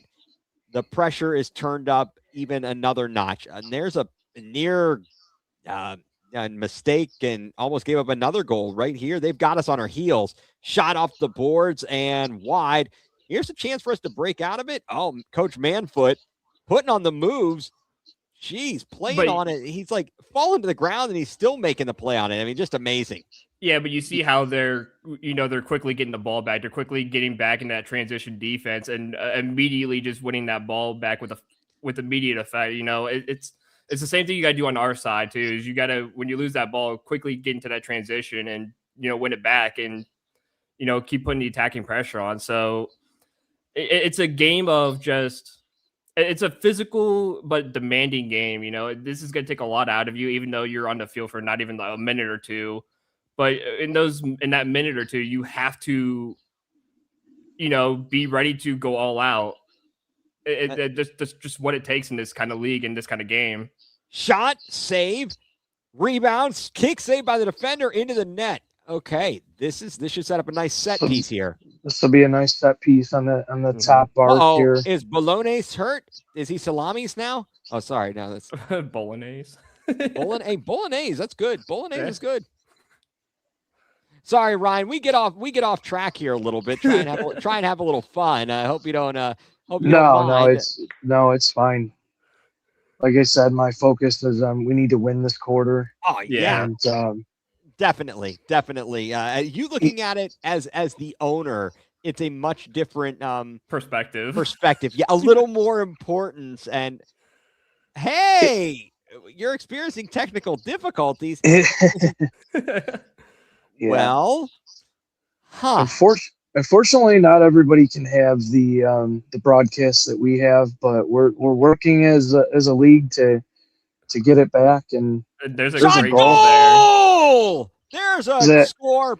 Yeah, just in time. So this is Landon Kuhn, guys, and Landon Kuhn, he came to tryouts this year. He's number 7. Get to know him because you're looking at a big time future crunch player. And this kid is at every single training session.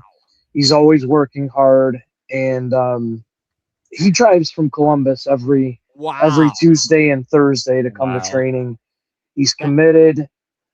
He's a great outdoor player, and we're very lucky to have him as a rookie this year. And he's made an impact. I want to say that might have been his 6th goal of the season, 5th or 6th goal. Yeah, I don't have it.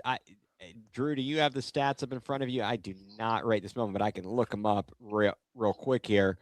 Let's see what we've got. I do have the scores up, but I need to click over to the stats. Yeah, I'll grab it. I'm pulling it up here. Isn't this the beautiful having? They, as Homer Simpson would say, they have the internet on computers now. Yeah. If he had 4 going into, he just scored his 2nd today, so that should be 6, but I could be wrong. Yeah. Let's see here, Kuhn. Where is he? Oh my, where is this? Drew, are you finding it? Because I am searching through, and I'm just to MLIS. It says he has 3 goals, no assists. Okay, that was through in five games. So if he scored 2 today, then that would make it. Then so that's 5. Yeah. 5. So, but that's amazing. No, I mean, the fact that he comes from Columbus, you talked about the dedication of these players and the fact that they've got other jobs and families and everything. It's incredible what these fellas are doing. All right. It appears that we finally got the camera back, which is good. Yeah. Yep.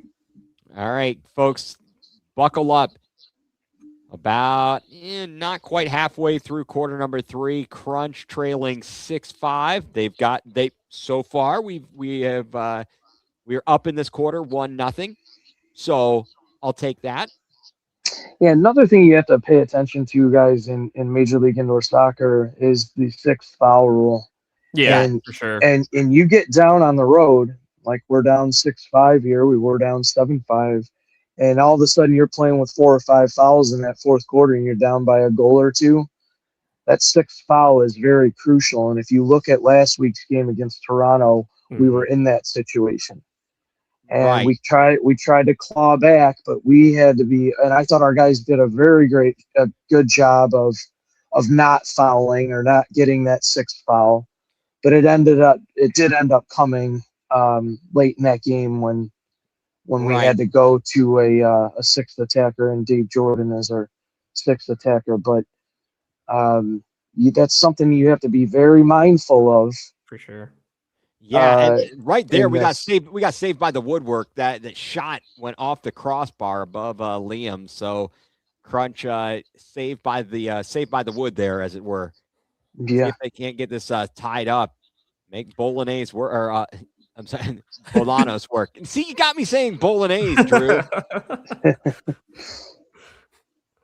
Listen, I'm always the one who's pretty bad with names, so whatever I can help remember. Yeah, you're good. You're good. This is. I like the energy is good right now. I'm just from where I'm sitting, cross field pass there. This sure looks better than the first half. Yeah, I would agree. Energy is better. Looks like we are probably have that time of possession arrow right now. Looking at it, but this is a dangerous time. You're within a goal, and you got 5 minutes left in the third quarter. Yep. You have to tie it up. You cannot go back down by 2. Our guys know that. Seems like our spacing is a little better from what I can see. Yep. And sorry, I'm watching, but no, yeah, so are we. Yeah. Oh, good job. That's a great play in the back there by Najjar to get the ball back for the Crunch. Pee-woo controlling. Now but see, this is what you want. You want to possess here, and shot up the boards. No one there to finish. That is a signature Omar Najjar type play. We run that in practice all the time. Yeah. Najjar and Pee-woo have such great chemistry playing those corner boards. And a lot of people don't realize, but there is a lot of math in indoor soccer. There is so much geometry and so much angling that you need to take into consideration. And it looks like their goalkeeper's down again. Bolanos is down. They've got the trainer coming onto the field. This is right before that ball got kicked out of play, and the Crunch will have a set piece. This is certainly somewhere that the team is doing very nicely so far this evening, and they are going to need another one. I wonder what happened to Bolanos. And their backup, it appears on the game sheet, is Michael Rivera. Yeah, I did not see what happened to their goalkeeper. I don't know if it was from because I know he got injured, I think, a little bit in the first half. And I don't know if it's just something that reoccurred and he kind of just went down. Yeah, that it could be a reoccurring injury, something he re-aggravated. I'm curious about this set piece here. Pay attention to a number 5 fan favorite, Ryan Flying Minix. Yeah, right. Keep an eye on the right wing. And then look for, I thought we've been doing a good job this season with creating chaos in set pieces. And what I mean by that is creating diversions. And I see Antonio on the field right now. Watch for some movement inside the goal box and see if, kind of like basketball, if a pick is set or some sort of screen is set here. Let's see if I like that call. This is the insight. This is like the czar of the telestrator right here. Yeah, I just watched this team nonstop, and it looks like Minnick is on the right or on the left wing. Yeah, it looks like everybody's on the left. I can't see anybody on the. Oh, here goes Najjar coming over to the right. Let's see where Manfoot comes off of this back post. This is a 3-wall. This is a 3-wall. Is this Kuhn over the ball? Yeah. This is yeah. Oh, I don't even. And this is the chemistry that I'm talking about. These guys, we all know that we can practice and we can know each other in practice, but when you are live and you are against another team wearing a different jersey, that chemistry is not going to be the same, and you can see that it was off on that set piece. Right. And it's tough. It is really difficult. It's a real thing. As you said, the chemistry is an absolute real thing. Let's see, though. We've got pressure here. Got a chance. And you know what? Coach Manfoot goes down. That's got to be a push. No, wow. Well, he kept fighting though. Yeah. And now we've got the possession. Now that's got to be a foul, right? There's a foul. Oh, yeah, that's definitely a foul. But, I think with these set pieces, it really makes you miss guys like Suljevic and guys like Dave Jordan because those guys are so crucial on set pieces. Yeah. And you know what? Hats off, obviously. Oh, we are there we even. go. Played off the board. That was a Yeah. quick restart. That was beautiful. Does that go? Yeah, so this is Chris Sabecco, 6-year veteran, awesome defenseman for us starting today. This is going to be something we practice in all the time. Yeah. Spend at least 15 minutes in practice on playing the boards, playing that geometry, getting whoever that striker or forward is in the box for basically a ricochet, and that worked to perfection there. That was beautiful. Now, right here, we've been talking about this, Ryan. Did that go into the ceiling? Yeah. That hit the netting. We've had this propensity to score, let our guard down, and quickly allow the other team to come right back at us. So got to stay focused. That's Yeah, oh my God! As I say that, yeah, and this is again where you have to keep your foot on the gas. I love our energy right now. You can also tell along with that energy that the physicality has been much better for the Crunch than it was in the first half. So yeah, let's see if we can keep that up. Right here.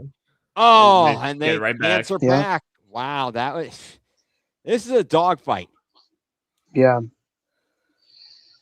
And just watching, we are not getting back on defense. We are not getting in front of our man, and that looked like a fairly easy goal in transition for them. It's just like you said earlier. It's just the urgency. You gotta get the ball back, or you gotta get back quickly after you lose that ball. You have to sprint back. So, yeah. Well, let's see what we can't do here. Good header. Played ahead by Manfoot. Shot. I assume that went out. There we go. Gotta wait till the camera catches up there. But you know what? I didn't mind that from Landon there. I think that's when you have an open space like that, you take those chances. No, you hit the ball the right way, and they showed in the first half that. Did that just go in? Score again? Yeah. Oh my goodness. Yeah. So he just nutmegged Liam. That went, I think, between his legs. Oh my! I think Manfoot wanted the 3 lines because you can see he went to the sideline official here. Wait! Is there a discussion here? I think Manfoot wanted the 3 lines. Yeah, he's back there arguing about it. So this is a crucial play. This is a crucial call right here. Yeah. Between being down 1 and down no goal. So, yeah. Is that a way they're waving that off? Yeah. So you know what? That's a good job by MLS officials there, because they saw that was not the right call. They all discussed it in a group, and now they're gonna fix that call. So that's really I definitely big. agree with that. It's like there was 2 games ago where we saw a play in soccer, in indoor soccer and outdoor, for sure, an outdoor, but an indoor that you don't really see very often, and that's where a goalie will handball outside of the box. Yeah. Well, in MLS, if the goalkeeper does that, that's a blue card, and the goalkeeper would have to come out. Well, that wasn't corrected. That was just served as a 2 minutes to another player, and the goalkeeper did not have to come out. Yeah, see how we're out of sync on these set pieces? Yeah. Nice try for a back heel there. Yeah, the back heel is nice, but again, it's just off. Everything is off right now. It should be 7-6, right? They took the it is 7-6. Yeah. Okay. Yeah, they usually have a hard time with the time and the score. Yeah, but what I was saying with the Goal, the blue card and the with the blue goalie. card, yeah, it was against Lansing because it was Yuri that did it, and then Mario did it for the Crunch. But those two plays happened within a minute of each other, where there were two handballs by both goalies outside of their box, and neither of them served a blue card for it. So it's nice to see that 3-line rule get corrected as opposed to just being let go like those blue cards were that the goalie should have served. Right. Do you think there should be kind of like a VAR almost like system in the future for something like this? I do. You know, us as league owners are always in league meetings, and that was another great save. Wow. I mean, they're putting on a barrage right now. And yeah, Oh, goes wide left. Fortunate there. Go ahead. Sorry about that. But yeah, absolutely. There should be a video assist replay, and we're always in meetings every week with the league, and we understand that the streams sometimes aren't the best, but I can assure you that all of us owners are doing everything we can to make the streams better. I think you can see with our broadcast with the Wolfstein Center, we do everything we possibly can to make it more enjoyable and better viewable for our viewers. Right. And right here, the clock on the display says that there is no time remaining here in quarter number 3. It also says the score is 8. Now it's showing 8.5 minutes left. Yeah, no, there should be like 3 minutes left, maybe. Yeah, something is. I think during the when the refs were discussing the 3 lines, they kept running the clock on the YouTube page and whatnot. Oh, okay. Yep. Okay. That is possible. It's very difficult. Now, a question for you, Ryan, because I don't know if we came to a conclusion on this. I think it was last week. Correct me if I'm wrong, Drew. Maybe where the Toronto goalkeeper, I think it might have been on a shootout. He came out and I swear he reached outside of the box with his hand. We ended up scoring. But he reached outside of the box with his hand and touched the ball. Was that, should that have been something have been called on that?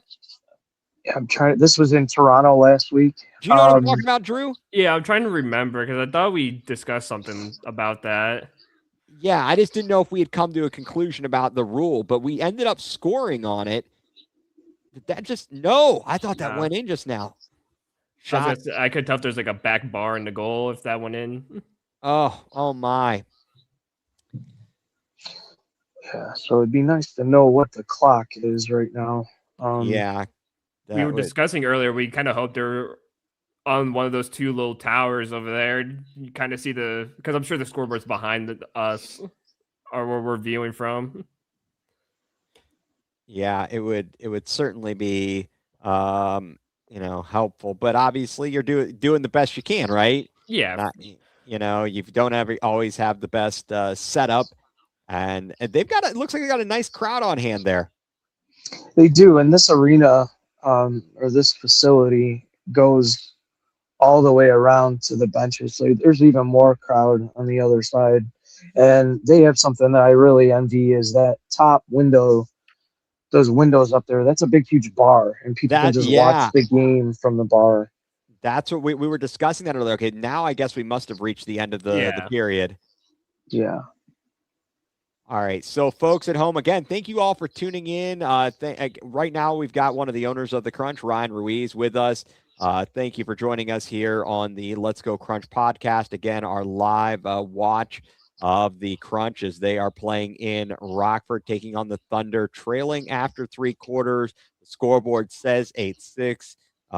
Should be 7-6. A goal was wiped off the board for a 3-line pass. Well, you know what, Ryan? They did, in fact, win the quarter. I was just going to say, Ethan. So, we were down 2 at halftime. Down one Yep. now. Down one now. So you won the quarter, you accomplished your first goal, and now it's all about finishing. And in Cleveland, we know about putting games away, don't we? We know about how to not put games away, how to put games away, how to get Chubb to run the ball down their throats and eat up clock. And, well, this is what we need to do now is win this fourth quarter, and we can come back to Cleveland with a W. But it's going to take everything we have, and when you're not playing your best and you're playing behind the ball and you're playing in deep third, I'm trying to figure out what the foul situation is right now. Right. We also haven't seen So anything. that's something we need to pay attention to. And just so anybody that is watching the podcast, the score is 7-6 Rockford over Cleveland right now. I don't know why they have 8-6. I will say I do kind of hope the production just gets a little bit better next season. Because the one thing I will like to see underneath like Rockford and Cleveland is like the foul. And how many you got to fouls change there the are. score. You got to change the score bug. Yeah, just a little bit. Drew, that's a great point. I'm glad you said that because you guys know me. I think the fans know me by now. Like, I'm all over the field and outside of the field on game day, and I'm always trying to work on things that need fixed and making sure things run and making sure that we stayed our script. But one of my big focuses for our last home game was getting that foul count up. And if you watch the last stream against Lansing, we had the foul count up too. Yeah. So. Yeah, this is like no pun intended, or yes, it is pun intended. It's a major production. No, it is. It is a major production. Yeah, because I know my younger brother. He plays in the futsal championship series, and I know their production score bug is actually really nice. And hey, there it is. 4-6. Hey, we're up by 2. I thought we were ahead. Oh no. And the one thing I like about their score bug is not only do they have like the fouls too, but they also have I think the timeouts as well. Yep. They have like everything on there. Yeah, whereas in indoor soccer, the actual timeouts that you need in basketball and football and it's not as big, but I agree with you. We could have a timeout counter. I was also working on with LPV Productions. I was working on the 2-minute clock too for a power play. Right. Yeah, that'd be nice too. Right. Look at him step up. No, someone's got to take off, Bolanos. Here we go. Is he out of net? Yeah. There's what a play. Nice job. Manfoot trying to create. That's the one thing, I wish we did last week a little bit too, including this week, was when that goalkeeper comes up with the ball, you just pressure him just a little bit. I'm not saying go full out, but like just get him to make a little mistake and you could just take advantage of that mistake. Yeah, no, that's a great point, Andrew. It's something that we talked about on the sidelines a lot in Toronto. Zendelik is a great goalie in this league, and for sure. He has excellent foot skills and excellent vision. He actually has a handful of assists this year, but we could not figure out how to. And that was Kuhn again with a nice right foot. He's got two powerful shots from both sides. So that was a nice opportunity off of that set piece. It just didn't come to fruition. Oh, now we've got players all over the place. The refs are letting them play here. Letting them play, yeah. But you know what? I do appreciate that from some refs. Letting the game kind of go on. Now we've got whistles here. I think they stopped it because of the injury. Yeah. What do you guys make of that? I think that soccer gets a bad rap, not indoor necessarily, but in the outdoor game specifically, players writhing in pain on the ground. No, it's not something I've been a fan of as playing soccer in my life, but It's part of the game. Yeah. I wish there was less of it, Yeah, but it's crazy. Well, it definitely is a bad look for somebody that is watching soccer and is not a true soccer fan. Oh, play ahead. Can't get to it. Can we get a press here? This is good. I like the intensity. Did we get a steal there? Oh, he takes him down. Is there going to be a whistle? Yeah. There had to have been, yes. Yeah, there's one in elbow in the back. Okay. Are they going to get the shoulder? Or are they going to get the shoulder from the earlier shoulder? Yeah, so this has got to be 4 fouls at least for us. My thought is on them. Okay. McCain. Ooh, no. Nice tackle. That was a very good he got play. all Good ball. tackle. All ball.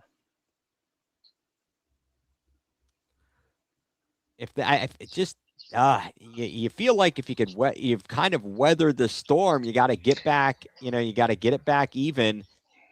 And yeah, that's a great note. You've weathered the storm. You won the third quarter. Now you need to overcome them in this fourth quarter. I mean, it's really that simple. Well, and you're going to do that by possession and good control and spacing. And if you look, it looks like we are setting up the play. And we turned it over. But then you have that turnover again. Right. Well, as you mentioned, obviously the continuity and the players and whoever's not there, but we talked about this earlier.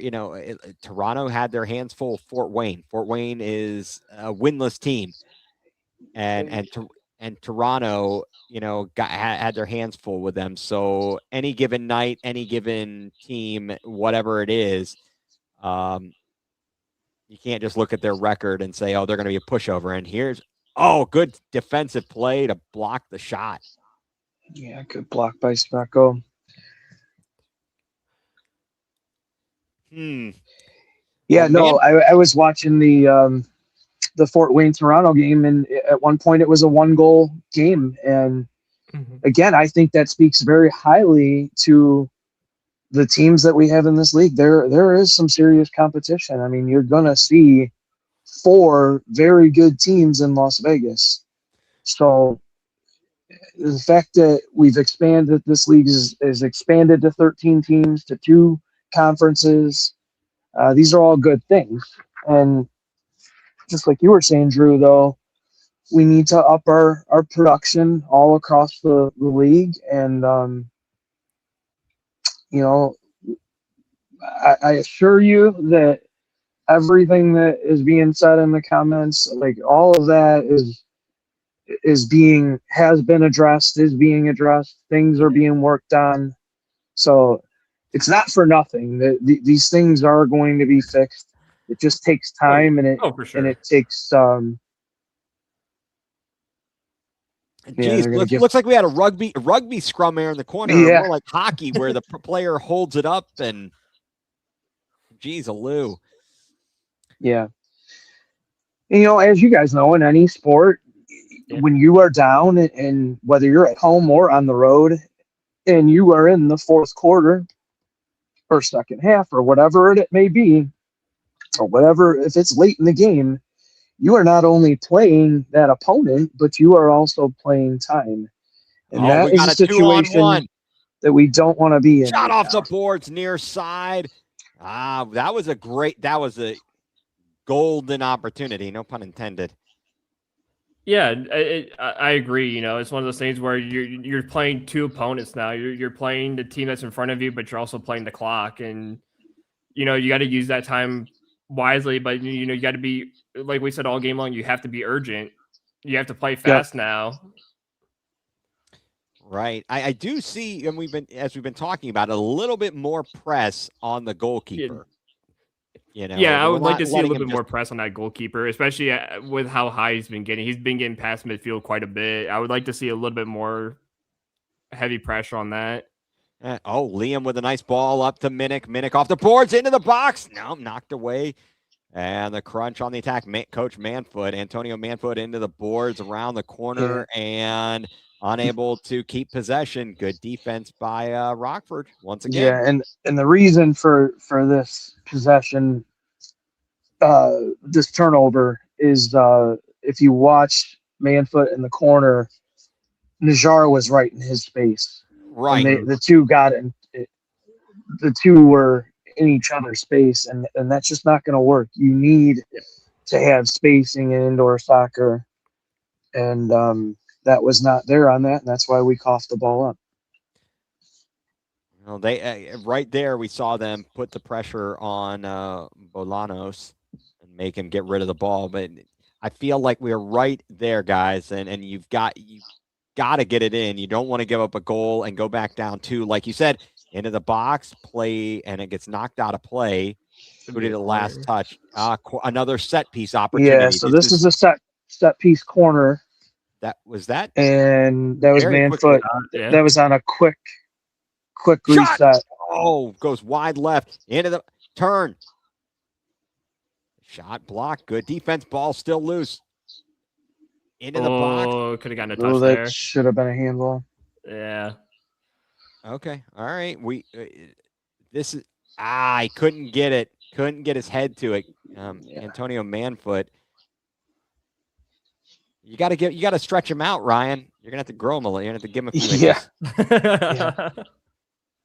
No, Antonio Manfoot was a hell of a indoor soccer player. He is. He really still is. Played in the MASL. Yep. Had a 10-year career. There's a beautiful. Good, Oh, did they take him down? There's got to be. Yeah. Play still going. Shot wide. Come on, Swanee. It looked like, I don't know if they played on. No, they called the foul on us, and Yeah, they that called the foul on us. might be 4 on the crunch. All right, good to know. Thank you for keeping track there. You lose sight of these things. So right here, Now this is something we are pretty good at. This is crunch defensive ball right here, where guy gets trapped on the wall. You send 2 at him, and 9 times out of 10 we take possession of it. Problem is what we just saw there. We're not keeping the possession once we have it. all right, they're retreating and they're changing their line. Rockford.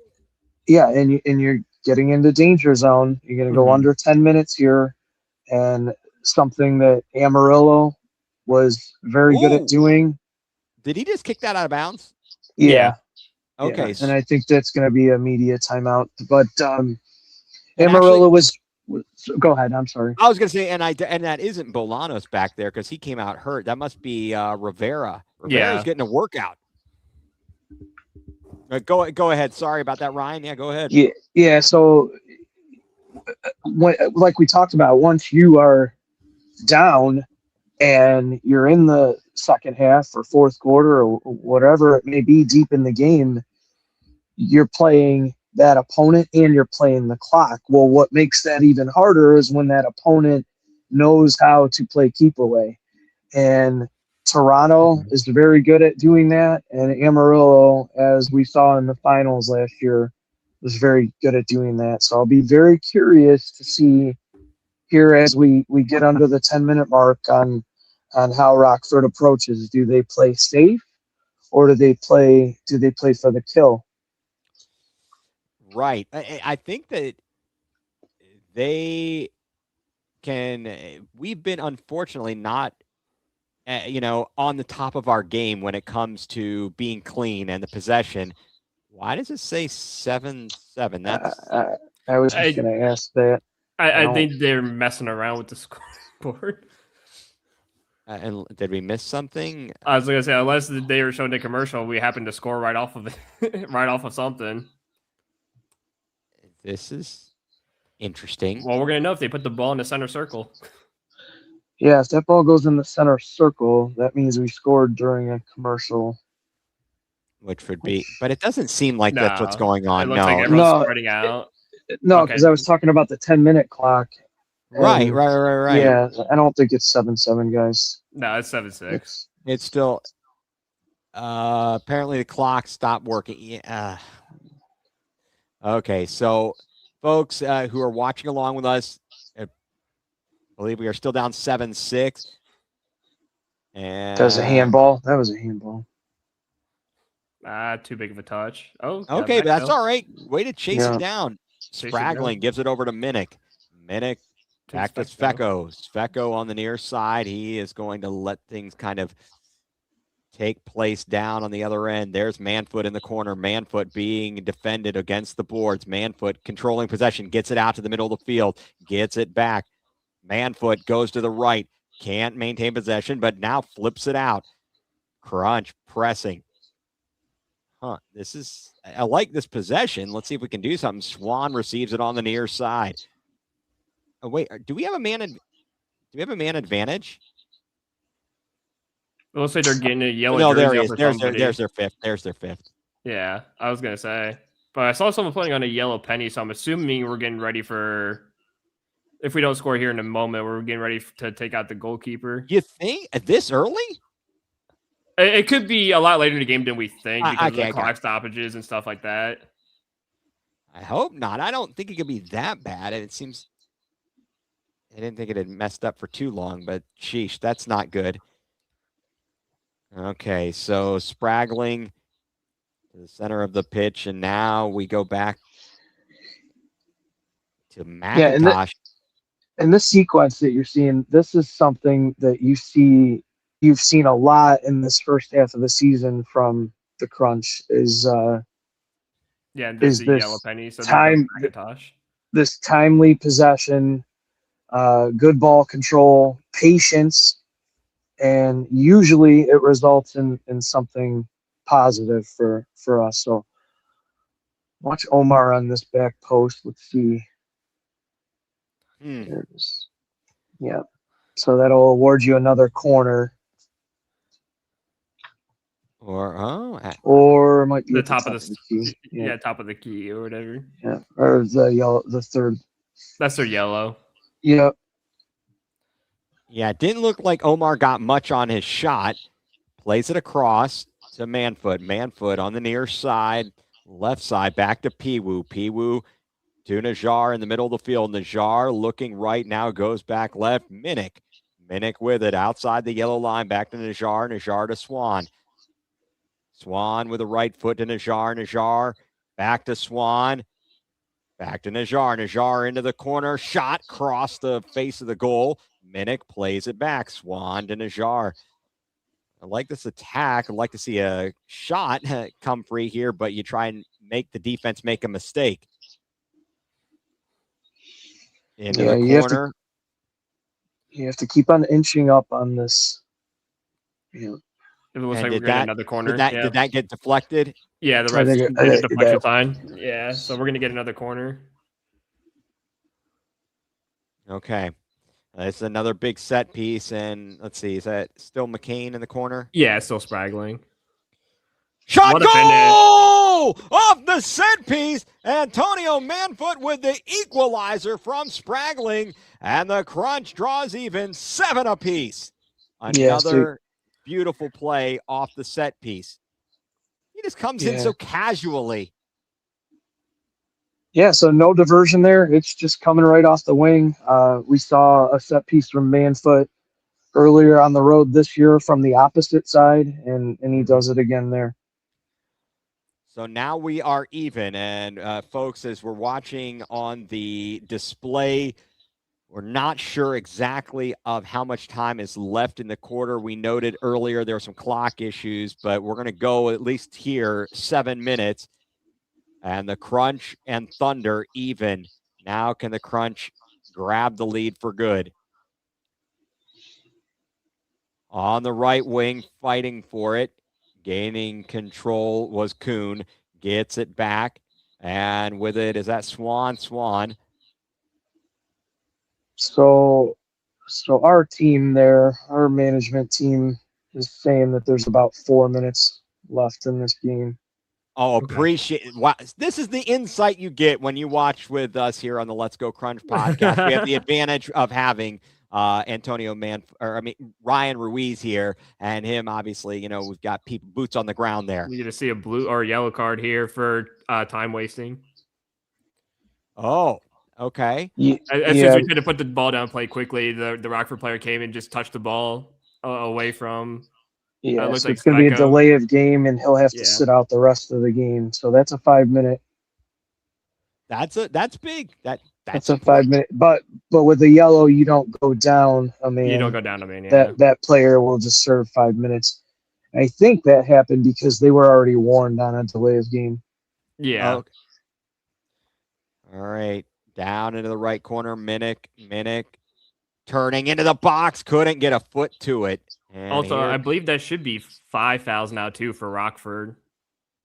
Oh, that's potentially huge. Uh-oh. Shot off the boards.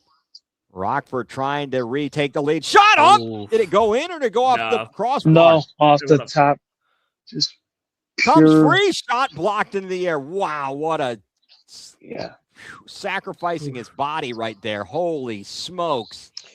Yeah, and you cannot say enough good things about Omar Najjar, number 12. Absolutely. You can't miss him out there. You talk about a team player. This is a guy that just will do all the dirty work, and I think is maybe second on the team in blocks right now. I don't know how many he's blocked this game, but just somebody that is willing to sacrifice everything. We've seen it time and time again. Every game he makes an extraordinary defensive play, and that takes nothing away against his offense. It looks like a handball. Okay. Yeah. All right. So I was just watching right there. I mean, geez, Lou, the goalkeeper was so far out for Rockford, and it's just a shame we couldn't, put pressure on him like we've been talking about. But it's almost like a main advantage when you have the goalkeeper that far up. Oh, yeah. Spin. Good job defensively again by Rockford, thwarting our efforts. Yeah. Swan to P-Woo in the corner, off the boards, ball loose, still loose. P-Woo, shot goal! Over the goalkeeper and the cruncher on top, 8-7. What a shot by P-Woo. Yeah. Holy smokes. I tell you what, he comes up clutch with a lot of those late time goals like that. Yeah. Wow, what a strike with the left foot. Guys, this strike from the left foot, to be able to contort your body like this and get off a pretty accurate shot to that top upper 90 corner or left corner, like that, and good for P-Woo, because this is a guy who has worked really hard over the last 6 years and has really come on. And I mean, he was an all-league player last year, and that's just veteran presence out there. And if you watch that initial sequence, P-Woo is looking to play that ball off the boards, and he's looking for somebody in the middle of the box. Instead, karma comes back to him by doing the right thing, and he gets off a phenomenal shot. To play it the way he did off the bounce is just unbelievable. And that shot was, the goalkeeper couldn't get to that. There was no way. There's no defending that shot with the way it was angled, and that is a hell of a goal. I mean, that it is. The pace, the angle of that goal, everything. Yeah. That's just a beaut. That is an absolute beaut. Well, it really is quote unquote crunch time now. Yeah.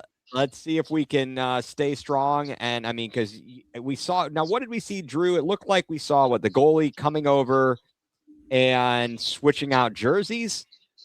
That's what it looked like. Yeah. So I don't know what they're playing. I'm sure they're probably going to plan on taking the goalkeeper out and, putting in an extra guy in there to see if they can't tie this thing up. Cause I'm sure there's barely a couple minutes left now.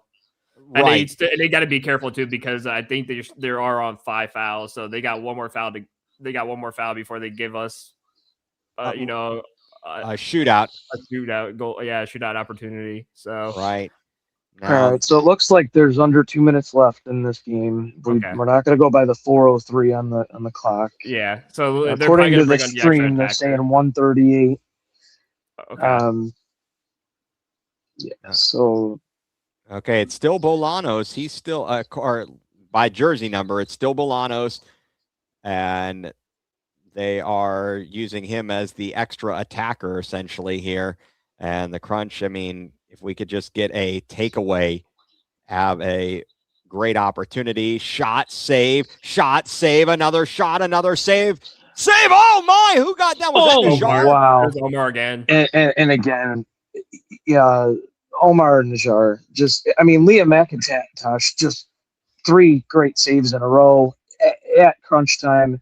But that is the type of play I'm talking about from Omar Najar. You will see him, the goalie, our goalie, one of our goalies will get beat, and you will see Omar defending their honor back there. And 9 times out of 10, he will stop it.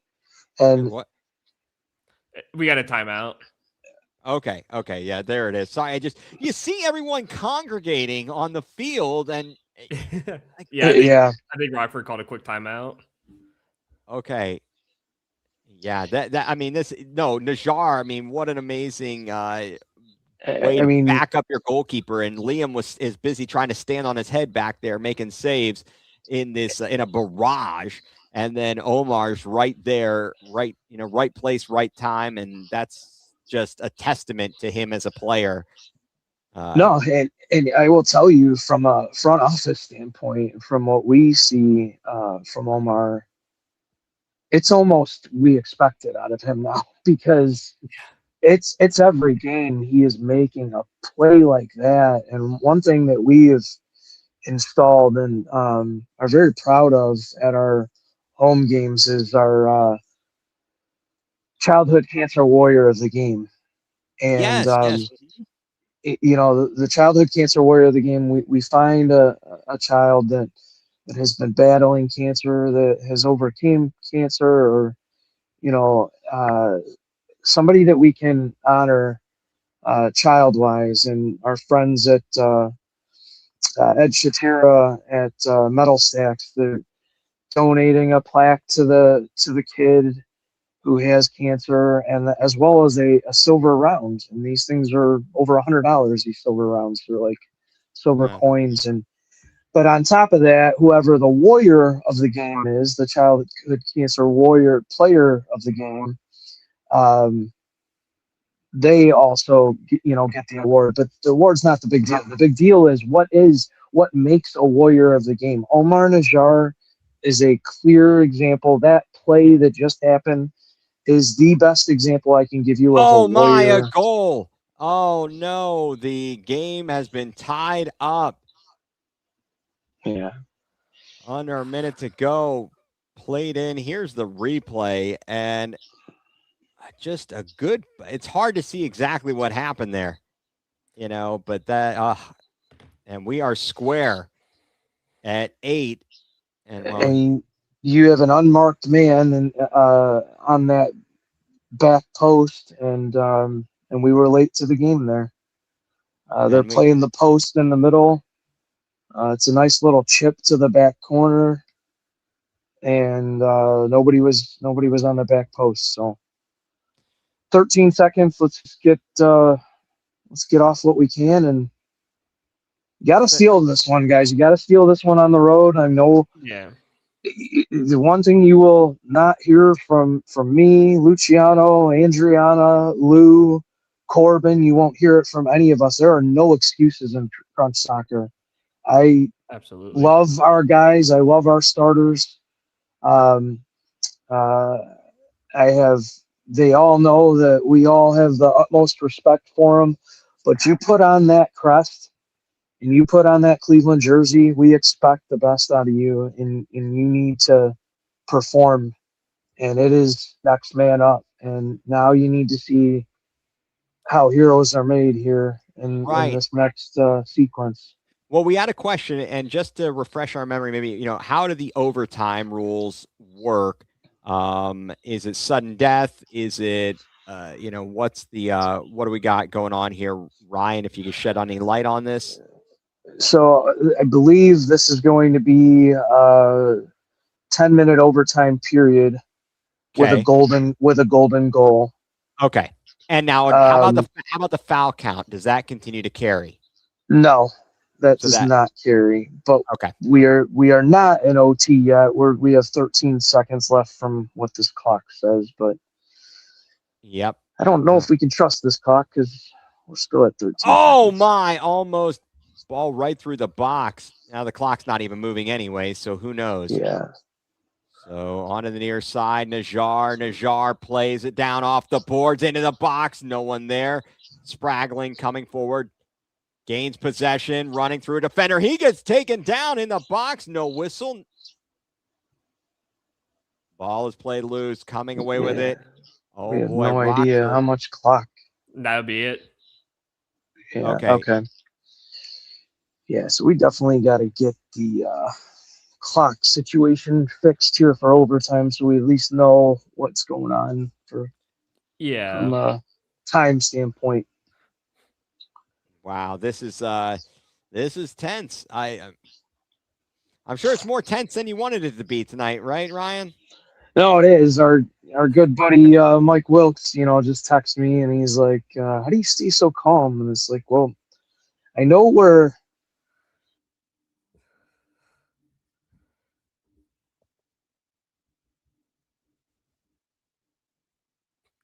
Mike, I like Mike's confidence here. We got this. We got this. Okay, and yeah.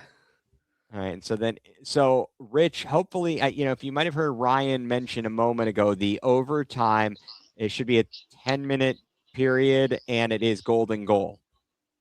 Yeah. Now, if that 10 minutes goes up, then it would go to shootouts, I believe. Right, because there are no ties. You can have a win or an overtime loss. Yeah. Now, with playing in the point system right now, both teams earn a point. Correct. But we want to get them all. I want all mines. So this is guys, I hope everybody is enjoying this here on this Saturday night. Heck of an evening here. And joining us is Ryan Ruiz, one of the owners of the Crunch on the Let's Go Crunch podcast, part of the Land Media Group. Ethan Greenberg, Andrew Hagenbaugh. And folks, remember tomorrow night, 7:00, the Let's Go Crunch podcast will be on in its normal time. And we'll have we anticipate and have scheduled to have on Andriana Rashido. And we'll have a good time chatting up with her, seeing what all is going on with the Crunch. She's always a good time. I see her on the social media. She's asking guys fun questions to mess with them. I think she asked them, if you were more athletic, would you get more playing time or would you start more? Yeah. Catches them off guard a little bit there. That's one thing about us, though, guys. We like to have fun. We like to have fun in the front office. We like to put out good content. We like to put out fun content. I think one thing that makes Cleveland Crunch Soccer so genuine and authentic is that we interact with our fans, and we're very even in the Wolfstein Center, very intimate atmosphere. You're on top of things, and so when we do videos like that, we're having fun, and we want to show our fans that we also want our fans to get to know our players, because over the last 6 years, a lot of these players have become pretty good icons to a lot of these kids, and we want to keep that up. So you'll always see stuff like that. Yeah, I love Kevin Arnold's comment. Shout out to Kevin Arnold, best play caller in Major League Indoor Soccer, hands down. Absolutely. I've watched him just bloom into just a phenomenal play-by-play with the Crunch, and couldn't be happier for him. He does a phenomenal job along with Gianluca Di Giacomo. But he said sweaty palms time at the Q, and that was the late Fred McLeod. Yeah. See, the crazy thing is, during the whole Fred McLeod era, I've been living in Virginia, so I really wasn't as familiar with that. Okay, well, now it is sweaty palms time. Back, let's concentrate. We got overtime action from Rockford, and 10 minutes on the clock.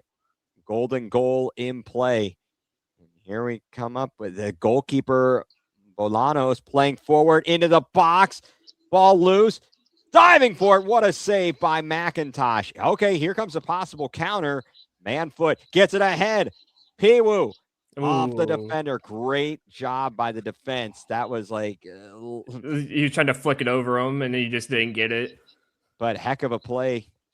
And, like Kevin mentioned, the sweaty palms time, to quote, as you said, Fred McLeod. All right, right at the point here. Gives it off. Good defense. Good block. Ball comes loose. Shot. Wide. Oh. Oh. Wow. Have you guys seen in the on the Olympics, the curling, they're showing like they've given family members like a heart monitor and they're measuring their like heart rate on some of these shots? I feel like we need the heart monitors over here. Yeah. You'll definitely see mine panicking right now. Yeah, Kev, I would definitely say my hands are sweaty right now. Mine are for sure. There's a shot. High off the boards, kicked up into the air. Oh, man, that should be a net. Bolanos giving us trouble all night here.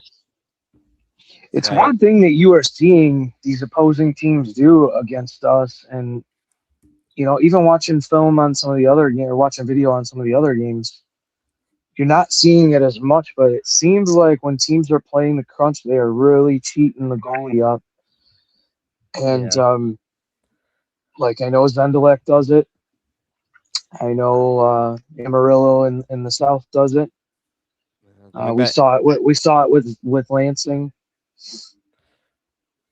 Something that you definitely gonna have to scheme for.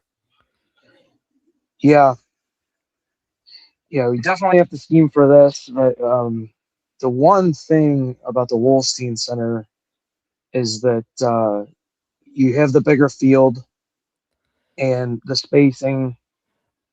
I think we play better in that space. Mm-hmm. So you are really playing with fire if you want to cheat your goalie and get burned over the top on a big field like that. Right, so, because you don't have to worry about it going into the netting. You can kick it up high and correct, and literally go over the top. All right, Minnick, the turn off the board. Anyone there to follow? Possession kept. Minnick into the box. Nobody home. Shot off the boards again. Saved by Bolanos. Kicks it out. And Rockford trying to come away in transition. Here it is, 1-on-1. Shot saved by McIntosh. Kick save and a beauty. Ball still alive. Holy smokes. Yeah, that was a warrior of the game type play right there. Oh, my. And look at the dribbling by Kern to get through around traffic there. Holy smokes. All right. Well, hold up. That should be a foul. Yep. There we go. Yeah, that's a push from the back. Okay. Oh, who got knocked down? Nope. Ooh. They let him play. Up ahead. Rockford looking to convert again in transition. Shot. Blocked. Unable to clear. And Swan looks like he's injured. Is that... I don't... He's off to the side, but he was hobbling a little bit. But here we go. He slid. I think he slid on his own ankle or something.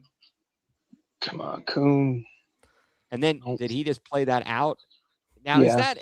And I apologize. I'm losing track of all the rules here and stuff. If he kicks it out from that deep and kicks it straight out of bounds, is there any?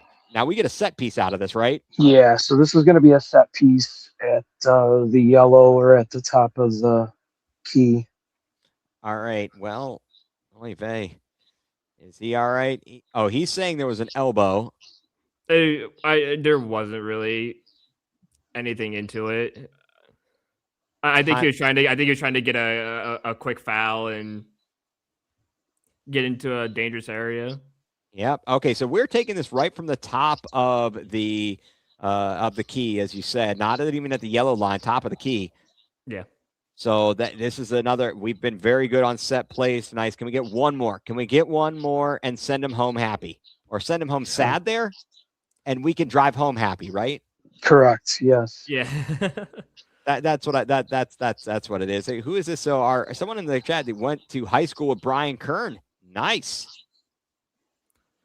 So and we talked about this, Ryan. This team is Northeast Ohio. It is Cleveland. It's the players are from there. Like, I mean, I know we talked about, driving up from Columbus, but generally speaking, that's where our players are located. And that's just why it should relate so much to the fans. Absolutely. We take pride in that. We scout from our area. Luciano does a great job. We all do a great job of finding talent. You can see with every game, like a guy like Landon Kuhn comes to tryouts, impresses, shows multiple skills, multiple things. We see that he can gel. Let's see what's going to go on with the set piece. Keep an eye on man's foot on the left. Shot blocked. Yep. You knew where it was going. All right, back into danger. All played off the boards, cleared away, and McIntosh. So they Rockford avoided a tough one there, averted disaster. Give Rockford a lot of credit. They have come to play. Minnick off the board. Nope. They've come to play. They've come up with some good blocks too. Yeah, I like what we're seeing here is where we're forcing them to boot the ball downfield, and we're just coming back up and pressing. I like seeing that a lot instead of it being on the back end where we're the ones where we're flip flopping and we're the ones doing it. Minnick played it out of the air. I don't know if he got a foot to it or not, but now they're looking to push. Now they're looking for a chance. We gotta. This is where you need to be sprinting. This is all the time that we put in training. This is where you cannot be trailing from behind on a play in transition like that. Exactly. I mean, we really got a reprieve on that save by McIntosh, and now you would hope that we could take that and go with it. Oh my! No one stopping him. That was terrible. You got to stop the ball. Quick. Yeah, another play by Liam. Right. Oh, place it off to the left. Middle of the field. Nope. Did he just fall? Okay. It was a turf monster, yeah. It was the turf monster, yeah, absolutely. I was about to say, is he going to try and say that somebody, was there? And nah, it's like playing at MetLife. Yes, it is like that. What in the world? That place is horrible. It really is. It's a bad place to play football. That's the home of ACL injuries, isn't it? Yeah. Yes, it is. It makes me worried for the World Cup final. Well, they got to bring in grass, though, they right? Are. They are bringing in their own turf. Yeah, the FIFA said we're not going to have the World Cup in the U.S. unless you put actual grass on these fields because we don't want anyone getting injuries or whatnot. Okay, we've got Rockford attacking. So it's kind of crazy that when they don't even have it's not a penalty situation, a man advantage, but then they are in fact using it as a man advantage by pulling the goalkeeper. Well, and that's why I like seeing by Kuhn right there is going up there and pressing him quickly. Yeah, definitely. I mean, we saw it in one of the other games. Was it in the early portions of last week's game when we picked off a pass? Yeah. And Zendelik was halfway down the field. It's how we scored our second or first goal. It was one of the first goals. It was the first goal. It was by Janis Schmidt. Yes, that is correct. It's where we thought that it's where we all thought that Toronto was not going to play like that after we burned them on the Giannis goal. Right. However, they continued to play like that, and we could not figure out that spacing in the middle. And Zendelik was able to take that space and set up plays that way. Okay. And it's something that we know that we need to make adjustments on for when they come to our turf March 14th. Right. And other teams are going to use the script. They are. I mean, you can see that Rockford's using the script right now. especially in the first half. Now we've stepped on the gas a little bit here in the second half, but the job's not done. Nope. And this is where you need to basically squeeze that diamond that we have. Mm-hmm. Piwu's doing a good job of, this is where you got to close that gap. Maybe Off you the can get a boards. deflection or steal. Yeah. Oh, good outlet there from Liam to Piwu. He's Piwu got space. Good ball. couldn't get it. Just He underneath it. Wow.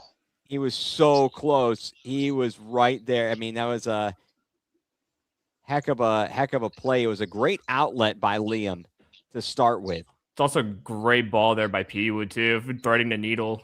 Now wait a second. What is Coach Manfoot is not happy about something?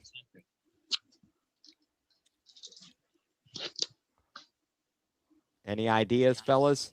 I have no idea. Well, now wait. Now who's in goal? So did they? Now they got They Rivera swap in they swap goalkeepers. again. It's weird.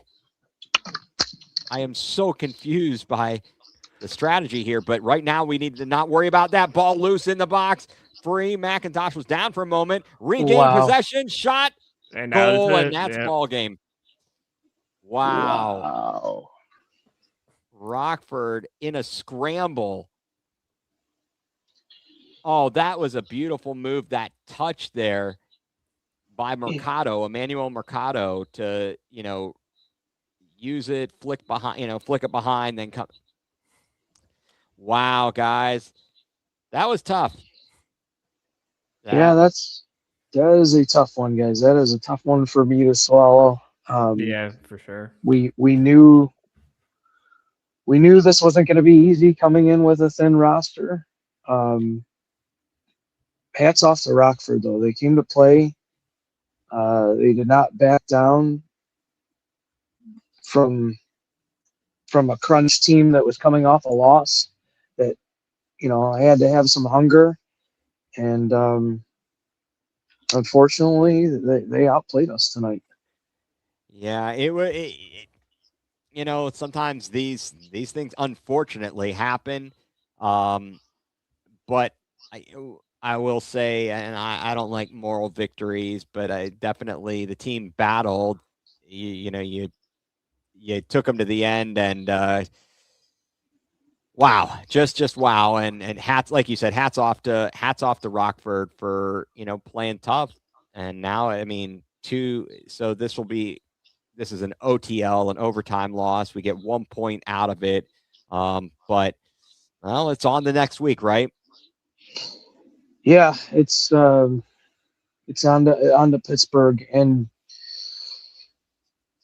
it's back to training, and I really think we need to work on time of possession. I think the last 2 weeks have killed us in time of possession, but we're still 6-2.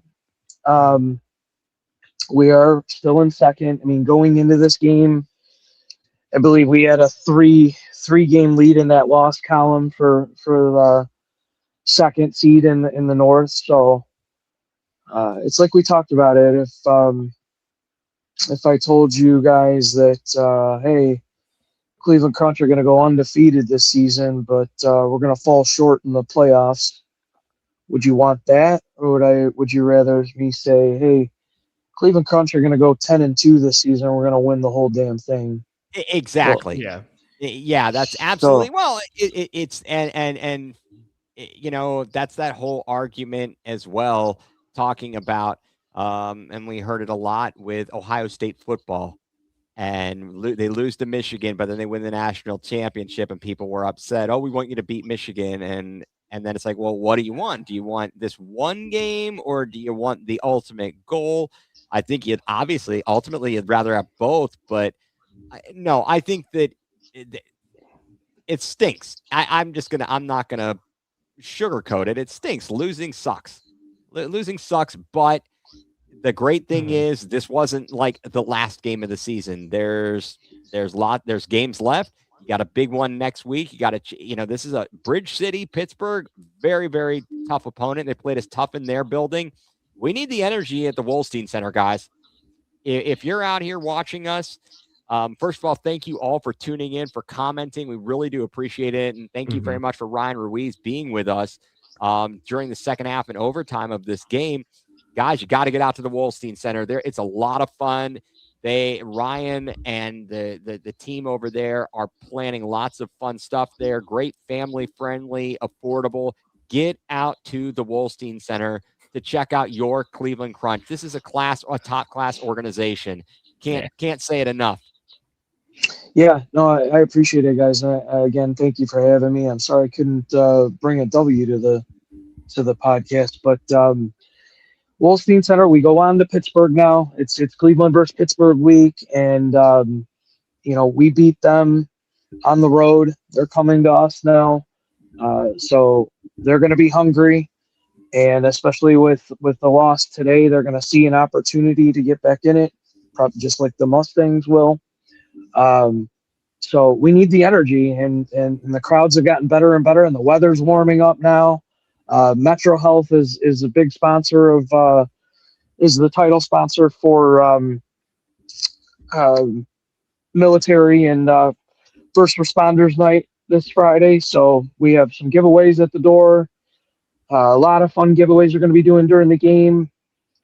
Special musical performance. So please come on out. We plan on honoring our military and our first responders, and we need to get back in the win column, and we need you, Cleveland. We need you to come out and support the Cleveland Crunch.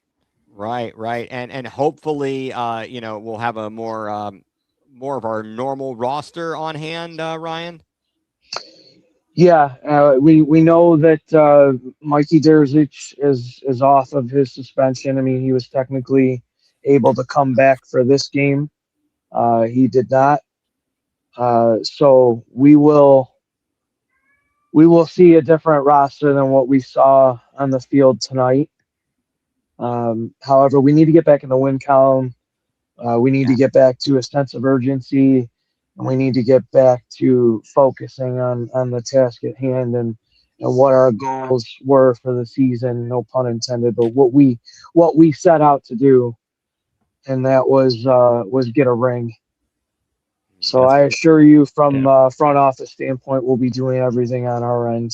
And this is not an empty promise like Jimmy Haslam. I think we can trust Ryan more. Yeah. No.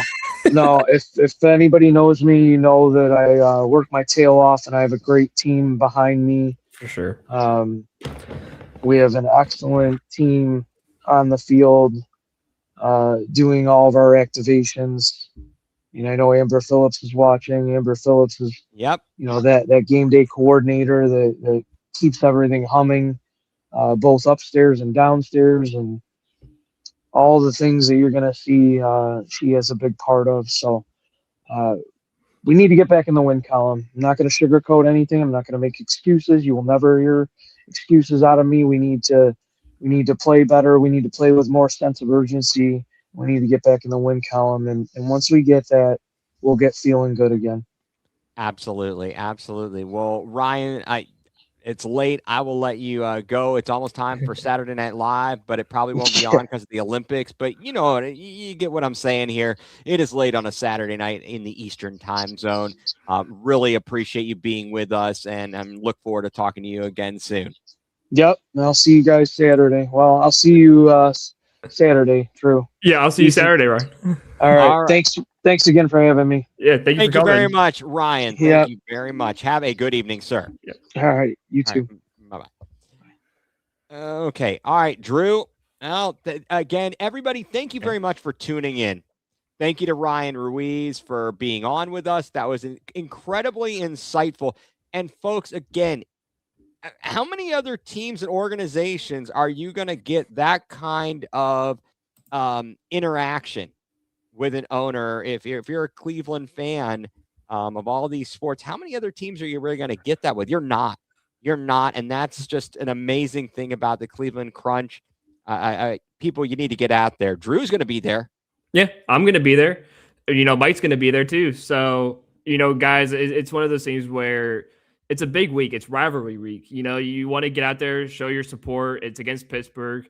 We want to pack that Wolstein Center. Like Ryan said, the weather's starting to break out a little bit up here. We had a nice day today. It's supposed to break out for the rest of the week a little bit. Enjoy some Saturday soccer. I mean, it's going to be fun. Like Ryan said, there's going to be special guests. There's going to be, seems like a musical guest too as well. So it seems like it's going to be a fun time honoring the, services that we have, the fire services and what the military services. So be sure you guys get to the Wolstein Center. Let's pack that place. Again, like I always say, this team deserves it. This organization deserves it. This is, when I first heard the Crunch came back 6 years ago, I was more than ecstatic because the last time I saw them, I was 7 years old. And so now they're back again. And, I remember it being in the Convocation Center, what it was called, well, not the Wolstein, but, it's one of those things where, it's time to come out, support the team again. I remember that place being packed back then. It's time to pack it again now. Yep. And Drew, I'm a little bit older than you, and so I was fortunate enough to remember the indoor soccer in its heyday in Cleveland, in Canton, for what it's worth.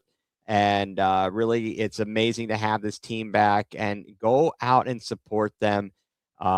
Enjoy them. Really do enjoy them, and because they are busting their butts out there, and you can tell, again, you are hearing it from ownership and the people in this organization that talk about these guys. And again, we've discussed it multiple times. So it's ad nauseum, the fact that they are working other jobs and then coming out and going to practices 2 nights a week. And they're killing it out there. So, hey, everybody, come on out to the Wolstein Center Saturday night against Bridge City. Check it out. Be sure to get your tickets. A fun time for all. So, Drew, we will be back at it tomorrow night, 7:00. Not too much longer from now. We might as well just, stay on. We're not going to do an Emmett Golden 24 hours here. But we will be back 7:00 Sunday night. And joining us, we have scheduled Adriana Rashido from the Crunch organization. She will be with us again, and she was awesome the first time she came on with us. Can't wait to have her on again. We'll have lots of fun talk. Maybe we come up with questions for her, Drew. Like, do you think if you did such and such, you'd get blah blah blah blah blah? I mean, I think we can come up with some fun questions for her. We should. We're gonna have to work on these things. I really do think that would be, fun for us. We'll talk to Mike Mike about it. Maybe he'll have some tremendous ideas here for questions. She seems like she is game for a lot of good stuff and a good time. Sure. Absolutely. So again, thank you everybody who has stuck with us throughout the night, watching the game. I know that the YouTube feed from the MLS stream, sometimes the clock was off. I was having technical issues, but Drew came to the rescue. We worked around these things. Eventually, you know what the funny thing is, Drew? Eventually mine was working. It was just behind by like a second. I don't know why, but it was working. That's all that matters. Yeah. It was all good. So thank you all for joining us and continuing to support the Let's Go Crunch podcast, part of the Land Media Group. And until next time, which will be tomorrow, 7:00, we'll catch you then. So Drew, appreciate your time as always, sir. And another good one. Tough loss tonight. Crunch fall to Rockford in overtime.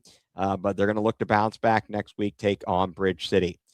So for Drew Hagenbaugh, for our man who's not on the scene right now, Mike Wilkes, and a special thank you to Ryan Ruiz, and a special thank you to everybody who has stuck with us, commented, Kevin Arnold, Amber Phillips, everybody in the crowd there, Carolyn Budd, all the fans. Thank you so much for supporting us. And so until next time, for Andrew Hagenbaugh, I'm Ethan Greenberg, and you have been tuned in to the Let's Go Crunch podcast, part of the Land Media Group.